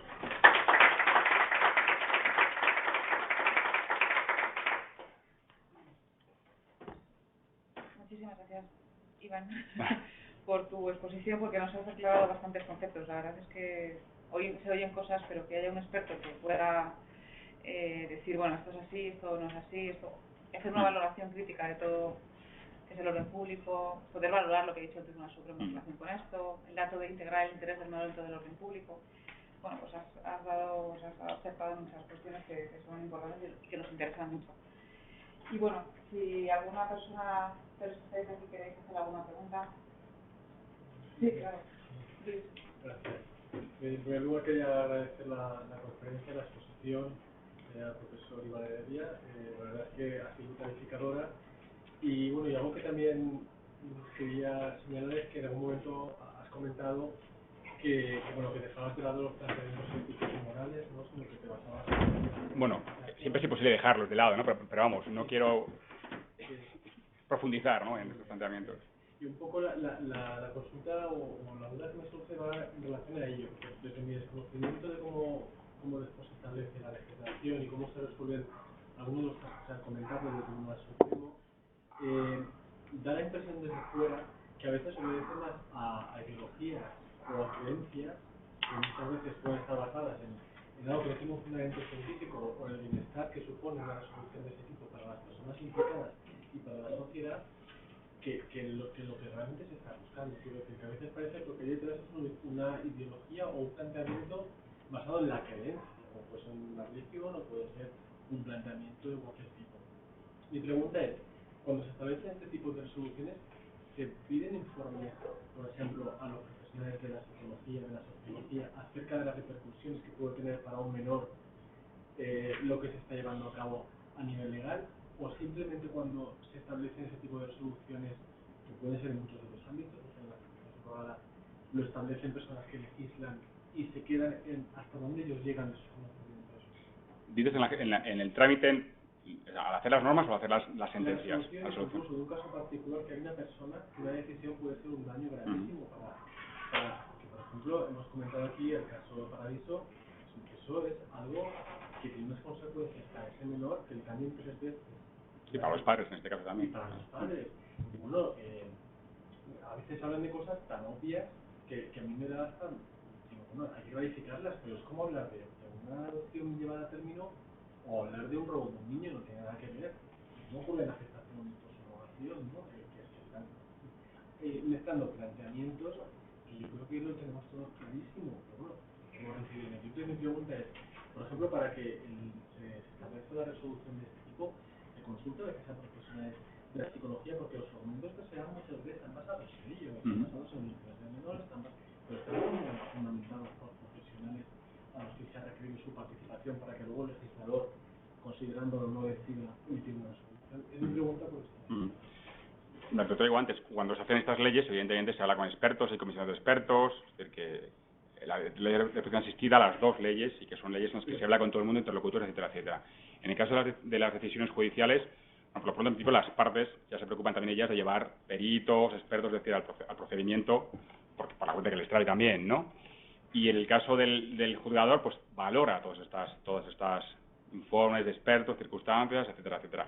Estamos ante materias en las que, evidentemente, estos casos difíciles, está claro. Yo creo que aquí, en este caso, el derecho está muy influido por la moral, por la ética, por la concepción que tiene usted y por supuesto, todo el mundo, y estoy convencido de que el Supremo, tanto el voto o el parecer mayoritario como el voto particular, resolvieron en derecho. Es evidente que estamos, y estoy absolutamente convencido, es decir, todo el mundo dice en conciencia, jurídicamente, lo que dirían que era lo correcto. Otra cosa es que son casos complicados, y es cierto, oye, que tu valoración de una cuestión influye, esto, ¿no? O sea, eso es evidente, ¿no? Pues somos personas y no podemos aislarlos del contexto social en el que vivimos. Sí que se echa, lo que tú dices es cierto, es decir, pero yo lo echo de menos en la argumentación de nuestros tribunales, con estas autoridades, ¿no? Es decir, pero esto es cierto que entronca con este de orden público. Ese orden público es el concepto de los más difíciles. Las cláusulas abiertas, te permiten o lucirte o estrellarte, ¿no? Entonces, claro, interpretar aquí lo que es el orden público implica, por lo pronto, meter en la coctelera, esto es una coctelera, hay que agitarlo y a ver qué costel te sale, ¿no? Meter los ingredientes en la cantidad adecuada, ¿no? Entonces, primero tienes que identificar los ingredientes. ¿qué ingredientes meto aquí? Oye, interés superior del menor, el interés de, o sea, que no haya tráfico, no se cocina la madre gestante, en fin, mi concepción de lo que es la vida familiar, mi concepción de la filiación en este caso, ¿no? Y luego hay que poner la cantidad de los ingredientes, y aquí esto tampoco se hizo bien. Yo creo que el Supremo identificó bien los ingredientes, o sea que luego los tiró otra vez, los sacó de la costelera y dejó solo uno, que es el 10, de la ley de reproducción asistida, ¿no? Y luego las cantidades. Es que el interés superior del menor es el ingrediente fundamental en este caso. Entonces, y luego ya, efectivamente, creo que esta sensibilidad falta. Es decir, cuando se está diciendo que es consciente de que a los menores, en fin, que, vale, esto les puede perjudicar, pero que, claro, que me está por encima de la dignidad, hay que bajar. Pero dime que es la dignidad del menor en este caso. O sea, que esto, que estén aquí en el limbo jurídico o que están con los padres, eso es cierto. Esto no es Italia. O sea, que no están escandalosos, siguen con los padres, pero es cierto que esta incertidumbre no es buena para nadie, ¿no? Y lo que dijo el Tribunal Supremo alemán es que al final vas a llegar a este resultado porque te lo permite la legislación civil. ¿Para qué te vas a hacer pasar por este traba? O sea, ¿por qué vamos a poner esta traba, no? Entonces esa sensibilidad yo creo que le falta al Supremo, al margen de que es un caso complicado. Al margen de que la sentencia del Supremo, o sea, yo creo que está bien, es una sentencia argumentada. Digo que no, o sea, si jurídicamente es muy defendible. Otra cosa es que yo no estoy de acuerdo, mucha gente no está de acuerdo. Yo estoy de acuerdo con el voto particular. Yo no soy de los que va a decir el Supremo, qué barbaridad, oye, es un caso difícil y el Supremo ha decidido lo que ha decidido. Y el legislador se lo ha puesto muy difícil. Eso es cierto, o sea, que las cosas como son. O sea, que yo disculpo al Supremo en ese caso, pese a no estar de acuerdo. Pero es que se lo han puesto muy difícil al Supremo también, ¿eh? Lo tenía muy difícil. Lo evidente es que no se ha firmado el derecho del menor de los padres. Eso lo hemos visto todos, ¿no? Entonces, claro, a mí me llama mucho la atención que en un país como el nuestro se pueda dejar a ese niño en ese limbo. Me llama la atención. Ese niño sigue con los padres comitentes, eso es cierto, ¿eh? O con los padres intencionales. Otra cosa es, su situación jurídica es... A ver, o sea, esto no es Italia, eso es cierto. O sea, que... Pero sí, estoy de acuerdo contigo. Estoy de acuerdo contigo, evidentemente. Gracias. Yo te quería preguntar, porque a mí sobre todo me importan los aspectos registrales, como bien sabes, ¿no? Entonces, has insistido varias veces sobre la validez de la instrucción del 2010, ¿no? Y yo te quería... Bueno, yo tengo mis dudas, ¿eh? O sea, no que... Pues es un encargado de un registro civil consular, a raíz de la sentencia, yo te planteo... Yo te voy a hablar como los futbolistas, no voy a opinar. Me estoy por la tangente. Y es que te diga, o sea, en fin, si la Dirección General en esa circular ha dicho que sigue vigente, yo seguiría viendo la Dirección General. Otra cosa es que el concepto de orden público es tan sesgado que utiliza el Supremo en este caso. Yo creo que la instrucción lo que hace es concretar el orden público en esta materia. Dice, hay que tener en cuenta, a la hora de reconocer esto y esto. Y es que el Supremo es muy sutil. Dice, yo concreto el orden público en este caso. O sea, así, o sea... Es que el Supremo dice directamente, todo es contra el orden público. Cualquier supuesto, no lo viene a decir. Esto viola el 10. Se acabó. Quedan tranquilos, ¿no? Entonces, ese concepto de orden público de alguna manera arrastra también a la instrucción. Pero otra cosa también es que, oye, repito, la sentencia tiene su origen, es una única sentencia, tiene su origen en caso de certificación registral, la instrucción está pensada para... Lo que dice es que eso no se puede inscribir, no las decisiones judiciales extranjeras, y oye, con eso en la mano, con Estrasburgo en la mano, yo creo que hay que tenerlo en cuenta también, pues oye, yo creo que en fin, hay argumentos de peso para mantener la vigencia de la instrucción, pero tampoco, a mí te dudas, ¿eh? Las cosas como son. Lo que sí hay es, a raíz de la sentencia del Tribunal Supremo en el 2014, Los Ángeles plantea una consulta a través de la Dirección General, Sí. sobre la validez de la instrucción. O sea, que es una consulta específica, yo creo que no es una temporal, porque yo creo que yo manejo es el oficio directo que nos manda. De hecho, yo creo que la circular yo creo que la contestación es esa consulta, de hecho, porque esta es de 2014. Vale, dime, ahora te cuento. Bueno, y al final lo que viene a decir es que se manifiesta plenamente la vigencia, ¿no? Con la legislación actual, la ley actual, la instrucción del 2010 sigue siendo vigente, bueno, y únicamente deja salvo las posibles modificaciones que se pueda hacer en la ley. El problema de la ley es que decía que le queda una vacatio, a saber, yo Sin embargo, no lo metería por ahí. A nivel de inscripción, a raíz de la sentencia y de la confirmatorio, es verdad que surgen muchas dudas. ¿Cuál más os surgen, por ejemplo? ¿Cuáles más? Surgen muchas dudas porque no se sabe muy bien cómo actuar. Estamos esperando que la DGRN dé criterios, de instrucciones, pero no... Bueno, la instrucción, si hay vigente. Únicamente nos da la instrucción, nos dice la resolución. Y luego, es verdad que aquí estás hablando sobre todo del caso de Estados Unidos, pero a mí siempre me preocupa muchísimo más que Estados Unidos, porque en realidad no tiene ninguna complicación. Tú tienes una una resolución judicial, y por una vía o bien por otra, siempre que la filiación materna esté determinada, ese niño se va a inscribir y luego, bueno, pues si acaso tendrás que dar un rodeo y tendrás que adoptar o nacimiento y todo eso. Pero a mí me preocupan mucho más los casos de maternidad subrogada en otros países donde no está regulado y donde no está legislado, ¿no?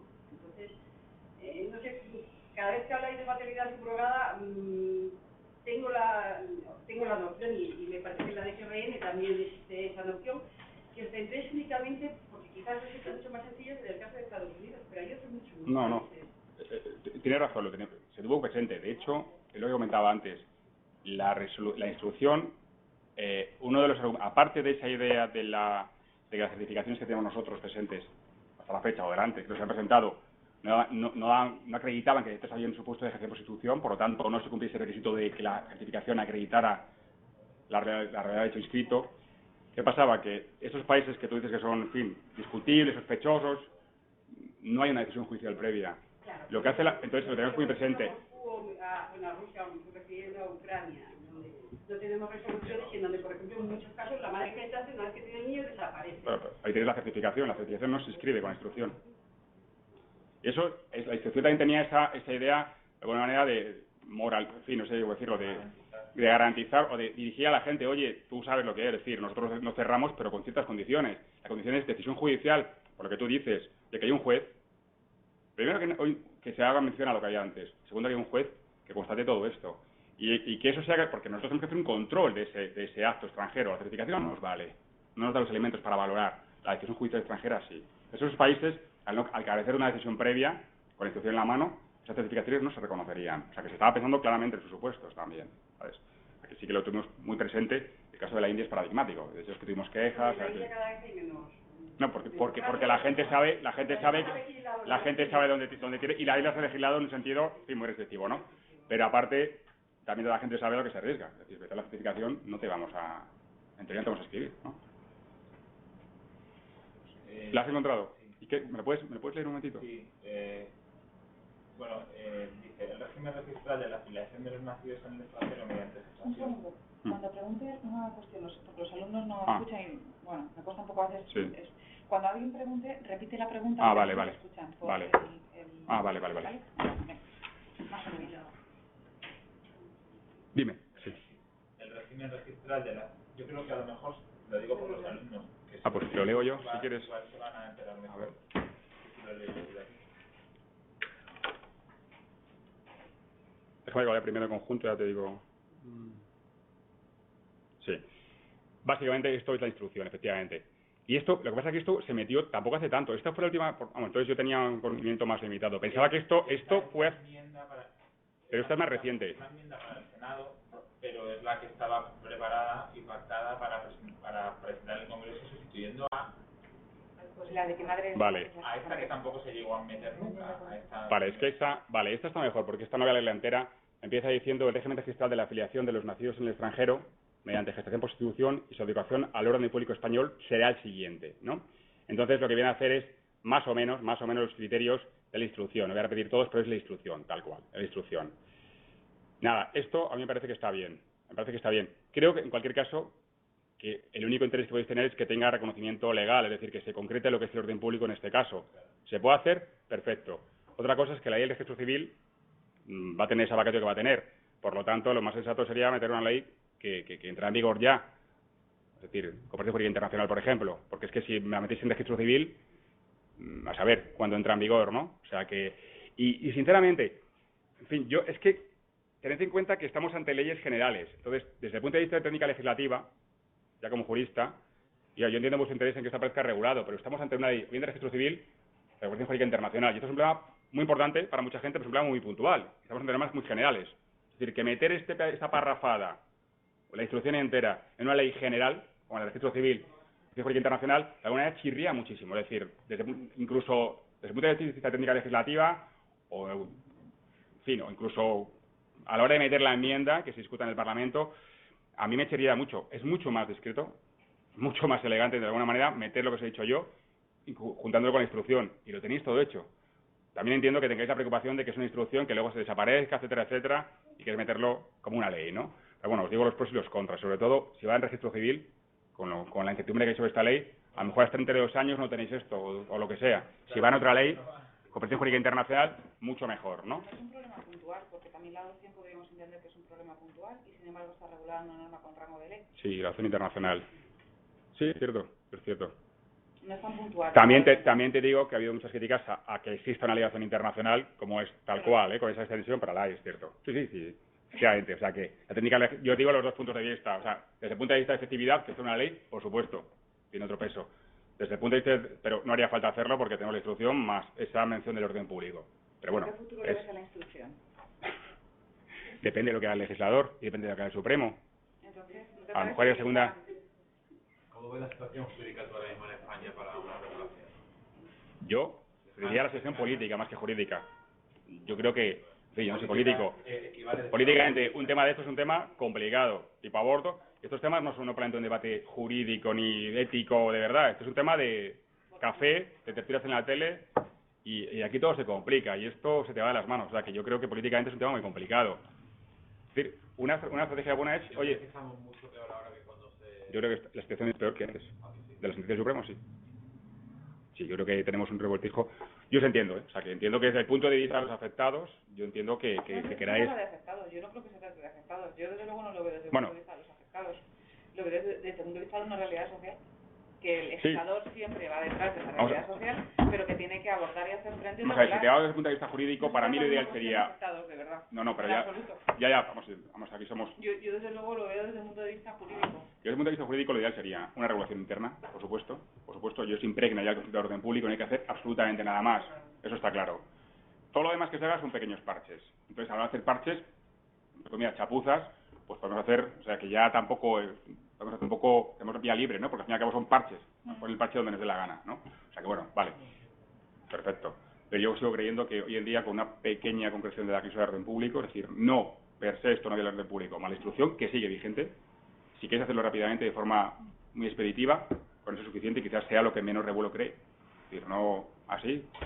Pero bueno, por supuesto entiendo también la otra postura y es igualmente defendible. Y a lo mejor para vosotros o para todo el mundo pero es mucho más... El legislador siempre regula, ya puestos, el legislador siempre regula para afectados, porque es su deber, regular conflictos, y los conflictos afectan a un grupo de personas, no a toda la sociedad. O sea que yo no lo veo como que tiene que hacer frente a una situación real que se está produciendo, igual que se le habrá planteado con la donación de X órganos, o se le habrá, vamos, es dar respuesta a un conflicto que hay en la sociedad, y esa es la labor del legislador con carácter general.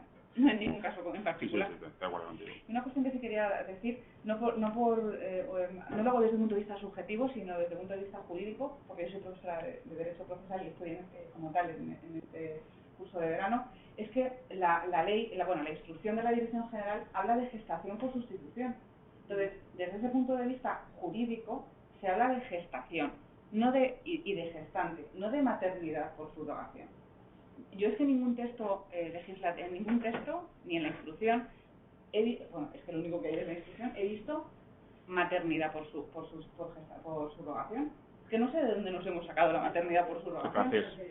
Bueno, pero a mí me da igual, el francés. Sí, pero es que el francés no se da cuenta de que tiene... Aquí hablamos de una instrucción que está vigente en España ya del 2010. Y se habla de gestación por sustitución y no de maternidad. Entre otras cosas, bueno, no sé qué intención habrá tenido el legislador, y no voy a entrar, para que no parezca otra cosa, pero es que dice gestación por sustitución. No maternidad. Te lo digo yo, ninguna intención. Era el término que, de alguna manera, de común aceptación, también se utiliza, por ejemplo, en la instrucción, el término exequatur. A ese término, por favor. Sí, por no hablar desde un punto de vista subjetivo, sino por hablar desde un punto de vista técnico-jurídico. Gestación por sustitución. Desde luego no vientres de alquiler, eso ya, bueno, vamos a dejarlo. Pero, o padres, ¿no? Es lo que dice la instrucción, simplemente. Hay una pregunta, hay varias preguntas que plantean los estudiantes. Dice, ¿qué límites establecería una futura ley respecto a la gestación por sustitución? Bueno, con carácter general, si puedes decir, o comentar todos. No, quiero un poco comentar aquí, ¿qué límites? Yo entiendo qué límites tendría que establecer una futura ley. Mira, ellos lo dicen, gestación por sustitución, lo dicen correctamente. No sé si va a dirigir a ti, pero puede extenderse a cualquier edad de los... Yo lo generalizaría, no me siento ni capacitado ni legitimado para... Ya, me imagino, es una pregunta... Yo creo que es una pregunta tan compleja que además un jurista, probablemente seamos los últimos en intervenir aquí. O sea, que yo creo que antes tiene que haber muchos interlocutores previos, ¿no? Pero vamos, en cualquier caso yo creo que límites, por supuesto, tienen que ser que no se pueda, es decir, el consentimiento de la madre, bastante evidentemente, en sentido amplio, en estado de necesidad, etcétera, etcétera. Y sinceramente creo que no muchos más, ciertas garantías a la hora de hacer todo el procedimiento, garantías procesales, y creo que no mucho. El problema grave es el de la retribución, compensación, eso es cierto, que es un problema a resolver. Yo creo sinceramente que para ser coherente con nuestras figuras similares, entre comillas, como mucho una compensación, pero por supuesto yo no, ¿qué quieres que te diga? No me siento legitimado para decir mucho más, y creo que los juristas somos los últimos en entrar en juego aquí. Además, excede totalmente por supuesto, de tu ponencia, vamos. La pregunta del millón, esta es la pregunta del millón. Sí, eso estamos todos. Luego hacen otra pregunta, que también es un poco así general, pero que está muy bien, porque bueno, denota preocupación. ¿Para cuándo la modificación del artículo 10? Que venga sanidad, si no lo... que son... claro. Yo, vamos, a lo mejor aquí hay gente que está metida también, o sea, que trabaja en estos temas. Yo no tengo ni idea, la verdad, ni se la espera. O sea, que no sé... ni se la espera, entonces... Yo creo que a lo mejor es una postura, no sé decir inteligente, pero es estratégica. Vamos a ver qué pasa, vamos a abrir un poquito la barrera cuando viene de fuera, ver cómo reacciona la opinión pública en general y poco a poco, claro, regular esto de golpe tiene un coste político social muy importante. Entonces vamos a ver cómo progresa esto, poco a poco nos vamos acostumbrando y después ya afrontamos, ¿no? Pero bueno. Yo no he tenido que entender porque dices que no tienes claro que esté vigente la... Porque teniendo en cuenta que la sentencia se refiere a una certificación registrada, la instrucción se refiere a una sentencia... Sí. Y que además la propia dirección ha confirmado los criterios. Sí, pues mira, ¿no la duda? Pues mira, porque la instrucción lo que hace es, cuando habla establece los requisitos para el reconocimiento de las decisiones judiciales extranjeras sobre esta materia, ¿no? Entonces, se hacen requisitos formales, legalización, etcétera, etcétera, y luego establece unos requisitos que en realidad son concreciones de la cláusula de orden público, un control de la competencia de las autoridades extranjeras, un orden público procesal, y luego material, lo de que no se viola el interés superior del menor, madre gestante, etcétera, etcétera, ¿no? Así se concreta el orden público. Claro, el Supremo dice, orden público es el 10, como yo lo interpreto, que es que no. Porque cualquier supuesto, si es que es lo que dice la sentencia del Supremo, lo vienes a leer bien, de ejercer prostituciones es contrario a nuestro orden público. Por lo tanto, claro, eso de alguna manera, ya digo que estoy absolutamente en desacuerdo, ¿no? Pero es que eso se lleva por delante todas estas precisiones filigranas, lo que haya que hacer, ¿no? Que hace la instrucción, porque ese concepto de orden público es tan apabullante, tan exorbitante, que deja fuera de la instrucción. Repito. ¿Quién determina el orden público? ¿Quién está legitimado para determinar el orden? El aplicador del derecho en cada caso, pero claro. En cada caso. Claro, y de acuerdo al caso. De acuerdo al caso concreto. Luego no se aplicaría a los supuestos. Sí, no se hace un juicio, lo que decía, de prostitución, se hace un juicio a lo que implica reconocer en este caso una acción de filiación derivada de la gestión de prostitución constituida en el extranjero que se quiere hacer efectiva en España. Poligamia, lo sabemos. La poligamia, vía el orden público español, aparentemente sí, pero claro, ¿qué pasa si la segunda mujer de un marido, de un hombre, quiere una pensión de viudedad? Nuestras autoridades han dicho que se le puede dar. ¿Ve el orden público eso? ¿El matrimonio poligámico? Oye, aparentemente sí, pero es que no estamos viendo eso. Estamos viendo qué hacemos con esa mujer, segunda mujer que quiere una pensión. El repudio, ¿viola el orden público? Todo el mundo diría, por supuesto. Viola el derecho a no discriminación por razón de sexo, etcétera, etcétera. Pero ¿qué pasa si la mujer repudiada quiere inscribir un repudio extranjero en España porque se quiere volver a casar? Decimos que no, porque te vamos a proteger. Oiga, que es que yo me quiero casar, me han repudiado, pero me quiero casar. No. ¿Eso viola el orden público? O sea, que es que el orden público es en caso concreto. Y aquí es igual, oiga, es que la Constitución es malísima, pero es que no está viendo eso. Pero hay una sentencia del Tribunal Supremo, una sentencia. Ya, es una sentencia también, ya. De todas maneras, el orden público es una internacional. Sí, lo que dice Marina, efectivamente, es que el orden público internacional... Efectivamente. ¿Hay que poner aquí o lo repito lo que pues es muy oportuno? O situate ahí. No, si realmente es una precisión un poco... pues de profe, siempre lo preguntamos en la típica pregunta de examen. Concreto es el orden público internacional de España, que no es el interno, que no son leyes de policía interna, que es otra cosa. Y te dice aplicación por el aplicador del derecho, cualquiera, desde jueces, abogados, encargados de los registros, excepcional, relativa y actual. Es decir, hay que valorar en el caso concreto una serie de cuestiones, cosa que no ha hecho. Tiene razón Marina, orden público internacional es un orden público que tiene en cuenta la situación de internacionalidad, pues eso se atenúa generalmente. Oye, que es que es una relación de filiación que ya se ha constituido, hay una relación de filiación, hay un niño por aquí metido, y esto hay que cambiarlo de alguna manera.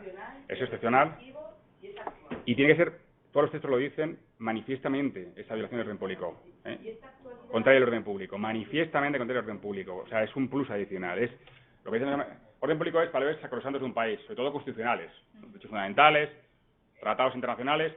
Los americanos dicen lo que da la náusea, es decir, te tienes que volver, es muy desagradable, pero es así, ¿no? Entonces, ¿esto provoca la náusea realmente o no? Esta actualidad me hacía pensar, este es el elemento, digamos, que doctrinalmente se señala los tres requisitos del orden público internacional.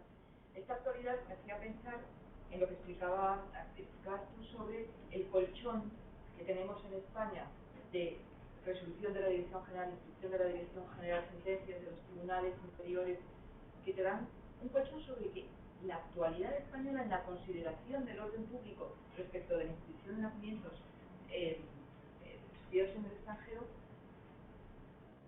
es distinta a la actualidad, entre comillas, de esa única sentencia del Tribunal Supremo. Es decir, no hay una, digamos, una concreción similar en todos los casos. Sí. Aquí no. Entonces, te puedes acoger a la actualidad de la interpretación de los tribunales y de las resoluciones de la Dirección General y de las instituciones, señalando que lo actual es inscribir. Es que lo que dice Marina, no sé si es muy tarde ya, lo que dice Marina tiene sentido porque, además de esta idea de actualidad, porque claro, la sentencia del Supremo es previa a las sentencias de Estrasburgo. El auto del Supremo lo que hace interpretar, es decir, en ese caso concreto yo entiendo que no he violado lo que dice Estrasburgo, pero claro, lo que dice Estrasburgo está ahí. Lo que tenemos en nuestro derecho comparado, que son países con nuestra tradición jurídica, o sea, Alemania tiene valores, en fin, unas cosas a lo mejor no, pero en general yo creo que son muy parecidos a los alemanes, por lo menos para los temas duros, ¿no?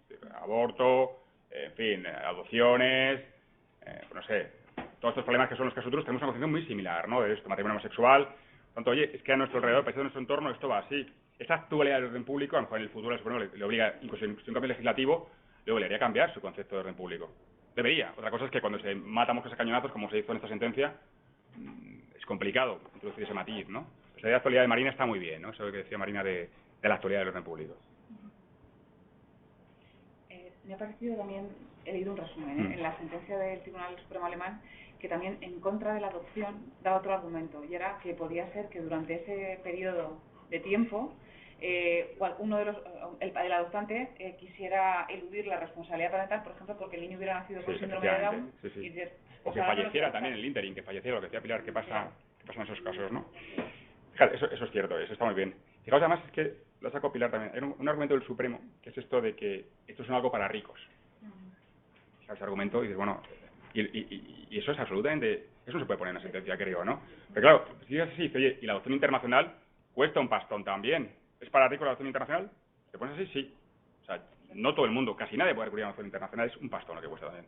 Seguramente, no tanto como esta California, por ejemplo, pero mucho también, ¿no? Oye, cuando tú quieres tener un hijo y no puedes, la Seguridad Social, ¿cuántos intentos te cubre? Unos 3, ¿no? Después, si no tienes dinero, te fastidias. Y hasta 40 años, o sea que esto hay que tener dinero. O sea que ese argumento, es que me acuerdo ahora porque lo ha hecho Pilar, y yo también, o sea, a mí me parece que es un argumento que no tiene ningún sentido, o sea que no es un argumento que jurídicamente tenga ningún valor, ¿no? Porque te pones, tiras de la cuerda y todo es así, ¿no? O sea, te cargas todo, absolutamente todo, ¿no? Bueno, quizás un poco lo que voy a comentar mañana, pero muy rápidamente a propósito de la adopción, de ese camino largo que puede haber para finalmente llegar a la misma situación, frente a lo que ha hecho el Tribunal Alemán. Se están planteando ya ante la conferencia de la Haya, los estados que están trabajando, recibir al camino largo viola el artículo 8 del Código Europeo de Derechos. Claro, es que lo que viene a decir el Supremo Alemán es eso, oye, esto es una carga, es una intromisión que no es legítima en la medida en que yo voy a llegar al mismo resultado, pero con más tiempo. Entonces, ¿para qué voy a hacerle pasar a la familia y al niño sobre todo por esto, ¿no? Pues te trago. En las posibles soluciones de este convenio multilateral, desechar la adopción porque podría ser violatorio de los derechos. Ya, es interesante también, es interesante. Bueno, nos vemos mañana. Sí. Van a cerrar, ¿no? Muchas gracias. Muchas gracias.